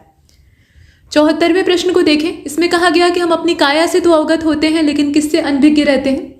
तो स्व से, आवश्यक जो स्व का भाव है उससे अनभिज्ञ रहते हैं। स्व का अर्थ गद्यांश में किस चीज से बताइए? ये 74 और 75 आपस में जुड़े हुए हैं, तो चूंकि हमें गद्यांश के एकदम जो पॉइंट है उन्हीं पर चलना है तो इसीलिए हम आवश्यक स्व को चुनते हैं। लेकिन अब 75 में बताइए स्व का मतलब क्या है? तो सही जवाब इसका बी हो जाएगा, विशुद्ध चेतना से तात्पर्य है। ठीक है, विशुद्ध चेतना से तात्पर्य है, यहाँ बी वाले विकल्प को चुना। अगला पैराग्राफ देखते हैं। संसार सुख और दुख दोनों का मिला जुला रूप है। कोई इसे अपनी सोच से सुखदायी बनाता है और कोई दुखद बना डालता है। और देखा जाए तो दोनों स्थितियां सिक्के के दो पहलू की तरह से होती हैं। सिक्के को किसी तरफ रखा जाए उसकी कीमत नहीं घटती है। मतलब 10 का एक सिक्का है, उसको आप चाहे सीधा रखिए चाहे पलटी करके उल्टा रख दीजिए, मतलब हेड उसका सामने हो या टेल सामने हो, दुकानदार आपको 10 रुपए का ही सामान देगा।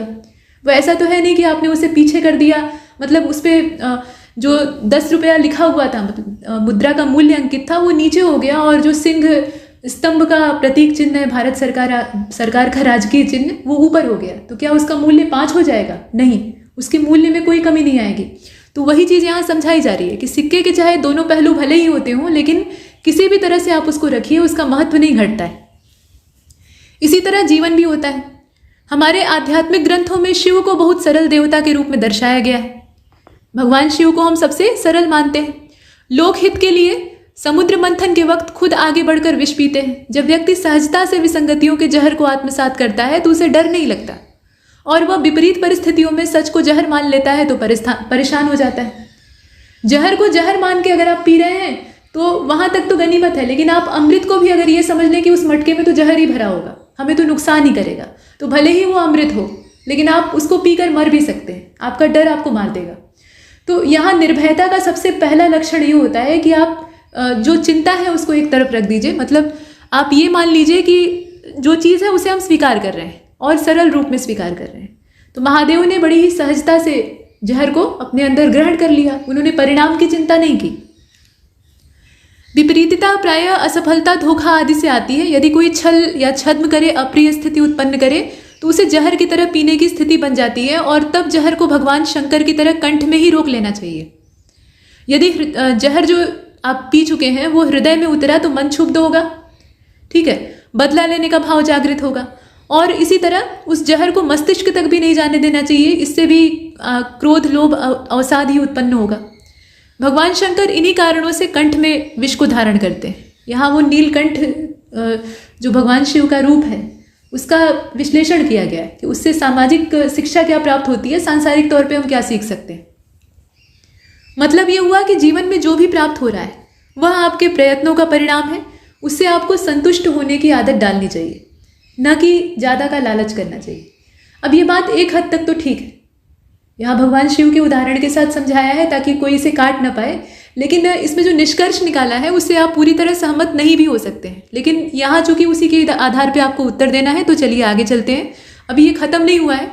एक बात हमेशा याद रखनी चाहिए कि जब व्यक्ति नकारात्मक जीवन जीता है तो एक अज्ञात भय उसके जीवन में प्रवेश कर जाता है।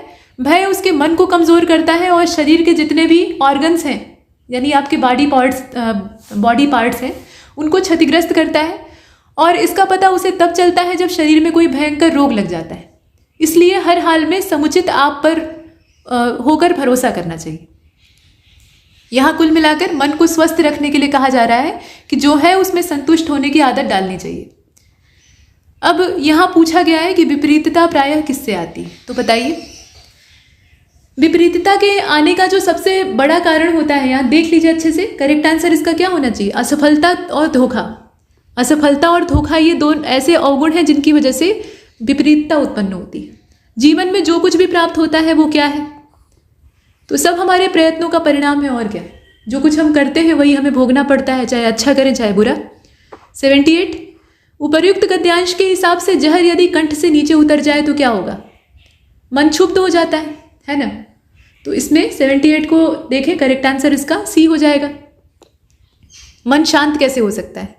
आध्यात्मिक ग्रंथों में शिव को किस रूप में दर्शाया गया है? सरल देवता के रूप में। भगवान शिव से ज़्यादा सरल देवता कोई नहीं है, और इतना ज़्यादा जल्दी प्रसन्न हो जाने वाले कोई भगवान नहीं, इसीलिए इन्हें आशुतोष कहा जाता है। जीवन में जो सहजता है वो हमें भगवान शिव से सीखनी चाहिए। नकारात्मक जीवन जीने से क्या होता है? आजकल महादेव के भक्त तो बड़े घूमते हैं, लेकिन उनके वास्तविक जो जीवन आदर्श हैं भगवान शिव के, उनको जीवन में उतारते नहीं। खूब ताम झाम पाखंड की जिंदगी जिएंगे और गाड़ी पर लिखवा लेंगे महादेव। तो आजकल वही अभी पीछे वाला गद्यांश हमने कंप्लीट किया है कि आडंबर वाला जीवन हो गया है, दिखावा कुछ करें कुछ और। अब इसके बाद 80वां प्रश्न देखिए, नकारात्मक जीवन जीने से क्या होता है?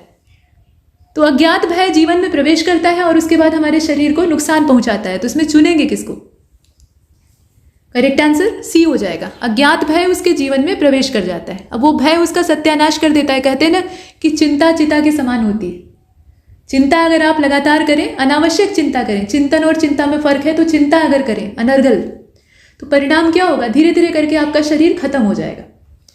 इसके बाद अगले वाले को देखते हैं। यहाँ पैराग्राफ है और इसमें कहा गया कि प्रत्येक राष्ट्राभिमानी के हृदय में अपने देश और अपने देश की संस्कृति तथा भाषा के प्रति प्रेम और अभियान सहज ही होता है। ये अभियान नहीं है बल्कि अभिमान है। ठीक, तो अब वाक्य कुछ इस प्रकार से है कि अपने देश की संस्कृति और भाषा के प्रति प्रेम और अभिमान सहज ही होता है।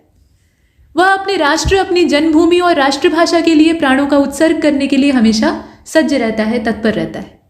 जिस देश के निवासियों के हृदय में उत्सर्ग की भावना नहीं है, वह राष्ट्र गुलाम होकर अपनी सुख शांति खो देगा, समृद्धि से हाथ धो बैठेगा। ये आप देख रहे हैं। देशभक्ति और सार्वजनिक हित के बिना राष्ट्रीय महत्ता का भी अस्तित्व नहीं। यह भावना उसे इस बात का प्रयत्न करने को प्रेरित करती है कि वह अन्याय से दुर्बलों की रक्षा कर अनौचित्य का निवारण करे, धर्म पर स्थिर रहे और न्याय के लिए लड़े। समाज को हानि पहुंचाकर अनुचित लाभ उठाना एकदम अस्वीकार कर दे। ये एक राष्ट्रभक्त को सीख दी जा रही है। अपने समाज के प्रति कर्तव्य से मुख मोड़कर उसे धोखा न दे, यानी कुल मिलाकर कर्तव्यनिष्ठ रहे और अपनी संस्कृति का गौरव उसे हो। ऐसा ही व्यक्ति सच्चा जीवन जीता है। तो इसमें आपको ये बताना है कि गद्यांश में कौन सा शब्द इस्तेमाल नहीं हुआ है। ध्यान से देखिए, पहले पूरे गद्यांश को देख लीजिए। ये देखिए, यहाँ पे 3 लाइन और यहाँ पर 4 लाइन। अब बताइए कि कौन सा शब्द इस्तेमाल नहीं हुआ है। सार्वजनिक, उत्सर्ग, सुख और संयोग। सही जवाब क्या होगा? डी हो जाएगा। संयोग शब्द का इसमें कहीं इस्तेमाल नहीं हुआ है, बाकी सारे शब्द इसमें प्रयोग हुए। प्रश्न संख्या 82 में कहा गया कि जिस देश के निवासियों के हृदय में उत्सर्ग की भावना ना हो, वो क्या मतलब वो देश क्या करेगा? तो ऐसा राष्ट्र पराधीन होकर अपनी समृद्धि ही खो देता है। उसकी जितनी भी संपन्नता है, जितनी भी विकास की अवस्थाएं हैं, वो सभी गायब हो जाती हैं। तो इसका सी वाला ऑप्शन चुना। 83 को देखते हैं। किसके बिना राष्ट्रीय महत्ता का कोई अस्तित्व नहीं रह सकता? बताइए। तो उत्सर्ग की भावना, समृद्धि या अनौचित्य का निवारण, इसमें से कौन सा होना चाहिए? इसमें से कोई नहीं होगा। ए वाला हो जाएगा, देशभक्ति और सार्वजनिक हित, क्योंकि सबसे ऊपर तो वही है और उसी की बात यहाँ केंद्र बिंदु के तौर पर की गई है। 84 को देखिए। प्रत्येक राष्ट्राभिमानी के हृदय में अभिमान होता है। प्रत्येक राष्ट्राभिमानी के हृदय में अभिमान होता है। किस चीज का अभिमान होता है? तो इसमें ध्यान से देखिएगा, करेक्ट आंसर क्या होगा? देश की भाषा के लिए। असल में भाषा और संस्कृति के लिए, लेकिन संस्कृति इसमें दिया नहीं है, तो जितना दिया है उतने को ही सही मानेंगे। इसके बाद देखें अगले वाले को। देशभक्ति प्रेरित करती है, किस लिए? बताइए। तो करेक्ट आंसर बी हो जाएगा, अन्याय से दुर्बलों की रक्षा करने के लिए। ये आप देखें। ये होगा या उत्सर्ग की भावना विकसित करने के लिए प्रेरित करती है? इसमें से कौन सा होना चाहिए? हालांकि दोनों सही है, लेकिन ये वाला सीधा सीधा मैच कर रहा है गद्यांश से, इसलिए हम इसको चुनते हैं। इसके बाद 86 को देखते हैं, और 86 के लिए पहले एक पैराग्राफ पढ़ लेते हैं। तो कहा गया कि लोभ चाहे जिस वस्तु का हो, जब वो बहुत ज्यादा बढ़ जाता है तब उस वस्तु की प्राप्ति, सानिध्य या उपभोग से जी नहीं भरता है। मनुष्य चाहता है कि वह बार बार मिले, बराबर मिलती रहे। धन का लोभ जब रोग होकर या रोग बनकर चित्त में घर कर लेता है, तब प्राप्ति होने पर भी प्राप्ति की इच्छा बराबर बनी रहती है, जिससे मनुष्य हमेशा आतुर और प्राप्ति के आनंद से विमुख हो जाता है। जितना नहीं है उसके पीछे जितना है उसके लिए प्रसन्न होने का भी अवसर उसको नहीं प्राप्त होता, और उसका सारा अंतःकरण हमेशा अभावग्रस्त रहता है। उसके लिए जो है वह भी नहीं है, मतलब जितना उसके पास है उससे भी उसको संतोष नहीं है, उतने की भी वो खुशी नहीं मना पाता, हमेशा ज्यादा के चक्कर में पड़ा रहता है जो उसकी पहुंच से बाहर। असंतोष अभाव कल्पना से उत्पन्न दुख है, यहाँ देख रहे हैं आप। अतः जिस किसी में यह अभाव कल्पना स्वाभाविक हो जाती है, सुख से उसका नाता सब दिन के लिए टूट जाता है। न किसी को देखकर वह प्रसन्न होता है, न उसे देखकर कोई प्रसन्न होता है। इसी से संतोष सात्विक जीवन का अंग बताया गया है। अपने जो ग्रंथ हैं, अपने जो वैदिक ग्रंथ हैं, उनमें कहा गया है कि संतोष ही परमम सुखम, मतलब संतोष में ही परम सुख छिपा हुआ है। अगर आपको संतोष नहीं है तो आप कितने भी धन के बिछौने पर बैठे हो, धन का सबसे बड़ा ढेर आपके पास हो जो कि एवरेस्ट से भी ज़्यादा ऊंचा हो, और आपके पास सारे सुख सुविधा के संसाधन हो, लेकिन आप सबसे दुखी व्यक्ति हैं अगर आपके पास संतोष नहीं। इसी पर एक मुहावरा बना हुआ है, 99 का फेर। हर बार 99 और एक कम ही लगता है। मतलब आपने पैसे इकट्ठे किए, 99 रुपया हुआ, तो आपके दिमाग में ये लालसा जगी कि एक और हो तो 100 हो जाए। एक एक करके आप जमा करते गए, फिर 199 हुआ तो आप सोचेंगे कि 200 हो जाए। ऐसे करते करते आपके जो कलेक्शन का अंत है वो होगा ही नहीं। आप कलेक्ट करते जाएंगे, इकट्ठा करते जाएंगे, कमाते जाएंगे, और अंधाधुन उसी दौड़ में जीते रह जाएंगे, अंत में मृत्यु आ जाएगी। तो ये स्थिति है, यानी संतोष सबसे ऊपर होता है।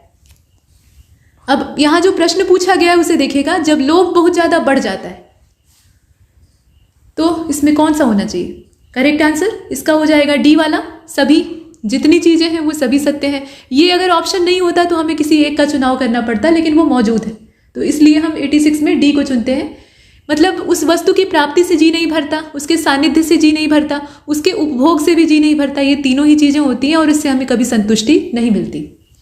इसके बाद 87 को देखें। सात्विक जीवन का अंग किसको बताया गया है? संतोष को। अभी संतोष पर ही चर्चा हो रही थी। असंतोष किस प्रकार का दुख है? ये अभाव कल्पना से उत्पन्न दुख है। मतलब अभाव है नहीं, लेकिन उसकी कल्पना हम कर रहे हैं कि हमारे पास ये चीज नहीं है। हम इस चीज के मामले में अत्यंत अभावग्रस्त हैं। हमारे पास एक गाड़ी है, हम आने जाने का काम उसमें आराम से बैठकर करते हैं, एसी गाड़ी है, लेकिन हमारे दिमाग में भूत सवार हुआ है कि हम फॉर्च्यूनर खरीदेंगे या उससे भी महंगा कोई मॉडल खरीद कर ले आएंगे, और वो हमारे पास नहीं है, तो हम निहायत ही दुखी हैं। गाड़ी का भी सुख नहीं भोग पा रहे हैं और हमारे दिमाग में चल रहा है कि भाई फॉर्च्यूनर हम नहीं खरीद सकते हैं, और फलाने आदमी जो है वो उसी में चल रहे हैं, तो हमारी किस्मत ही खराब है। फिर तमाम तरह की जो दिक्कतें हैं वो पनपनी शुरू होंगी। ठीक, तो हम ये नहीं सोचते कि कुछ लोग ऐसे हैं जिनके पास एक साइकिल तक नहीं है, पैदल चलने की नौबत है, चाहे जितनी दूर जाना है उनके पास किराए के लिए पैसा नहीं है, तो कम से कम हम उनसे तो बेहतर स्थिति में है। लेकिन ऐसा हम नीचे वाला नहीं सोचते हैं, हमेशा ऊपर का सोचते हैं। देखिए एक चीज और इसमें कही जा सकती है, संतोष की भी एक लिमिट होती है। जैसे असंतोष की सीमा जब एक हद से ज़्यादा बढ़ जाती है तो उससे दुख होता है, वैसे ही संतोष अगर एक हद से ज़्यादा हो जाए, वो एक और सूक्ति आप कह सकते हैं, सुभाषितानी कह सकते हैं, अति सर्वत्र वर्जते। अति जो है वो कभी भी अच्छी नहीं होती, चाहे अच्छी चीज़ की ही क्यों ना हो। तो संतोष भी अगर एक हद से ज़्यादा हो तो आदमी बढ़ना ही नहीं चाहेगा, उसकी ग्रोथ वहीं अवरुद्ध हो जाएगी। तो असंतुष्ट होना भी आवश्यक है। आप एक छोटी नौकरी कर रहे हैं लेकिन आप ख्वाब बड़े का देख रहे हैं, तो आप मेहनत करेंगे और वहां तक पहुंचेंगे। तो सफलता और उन्नति तो वैसे ही होती है, लेकिन एक हद से ज़्यादा अगर आप उसे करने लगे, मतलब असंतोष आपका बहुत ज़्यादा बढ़ जाए, लालसा आपकी बहुत ज़्यादा बढ़ जाए, तो वो नुकसानदेह होती है, और उसी के बारे में यहाँ कहा जा रहा है। तो फिलहाल इसमें आपको ये चुनना पड़ेगा। ये हमने सी को चुन लिया। 89 को देखिए, गद्यांश में कौन से शब्द का इस्तेमाल नहीं हुआ बताइए? तो अभावग्रस्त शब्द का इस्तेमाल नहीं हुआ है, अभावमय का इस्तेमाल हुआ है, अंतःकरण का इस्तेमाल हुआ है, और सात्विक का इस्तेमाल हुआ है, लेकिन ये शब्द इस्तेमाल नहीं हुआ है। ठीक है, अब 90वां प्रश्न देखिएगा। इसमें कहा गया कि जो विमुख शब्द है इसका विलोम क्या होगा? विमुख मतलब जिसने मुंह मोड़ लिया हो। ठीक है, तो इसका क्या हो जाएगा?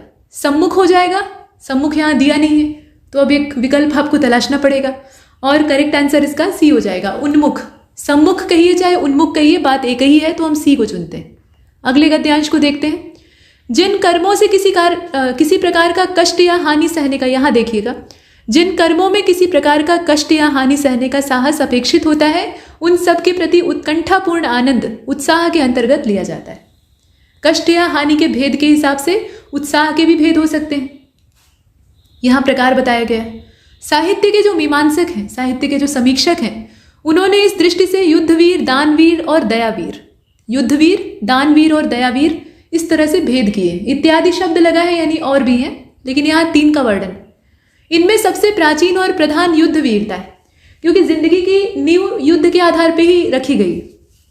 जो शुरुआती समय था मानव सभ्यता का, एकदम आरंभ काल था, वहाँ लड़ाइयाँ बहुत ज़्यादा होती थी, शांतिपूर्वक जीवन नहीं जिया जाता था। तो युद्ध वीरता में सिर्फ लड़ाई लड़ना नहीं आता है, यहाँ उसे अलग ढंग से दिखाया गया है। इसमें आघात, पीड़ा और मृत्यु की परवाह नहीं रहती। इस प्रकार की वीरता का प्रयोजन अत्यंत प्राचीन काल से चला आ रहा है, जिसमें साहस और प्रयत्न दोनों अपनी चरम सीमा पर होते हैं। पर केवल कष्ट या पीड़ा सहन करने से साहस में उत्साह का जो स्वरूप है वो स्फुरित नहीं होता। उसके साथ साथ आनंदपूर्ण प्रयत्न या उसकी उत्कंठा का योग भी चाहिए। तो कुल मिलाकर यहाँ तीनों जो वीरताएं हैं उसमें से युद्ध वीरता को महत्व दिया गया है और उसी से संबंधित प्रश्न भी होगा। गद्यांश का मूल मंतव्य क्या है, मतलब लेखक उसको लिखने से पहले क्या अपने दिमाग में विचार इकट्ठे किए हुए था, बस आपको वही समझना होता है। वही होता है गद्यांश का सेंट्रल आइडिया। और एक बार वो केंद्रीय भाव आप समझ जाएं अच्छे से, तो कोई भी प्रश्न हो आप उसका उत्तर सही देंगे। यही तरीका होता है। 91 को देखिए, सबसे प्राचीन वीरता कौन सी है? युद्ध वीरता है, अभी देखा है पीछे। 92 को देखते हैं, युद्ध वीरता के लिए किस प्रकार की प्रकृति अपेक्षित है, तो देखिए और बताइए। और 92 जो आप देख रहे हैं इसका सही जवाब हो जाएगा डी वाला, साहस, प्रयत्न और कष्ट सहने का धीरज। 93 को देखिए, उत्कंठापूर्ण आनंद किसके अंतर्गत आता है, बताइए।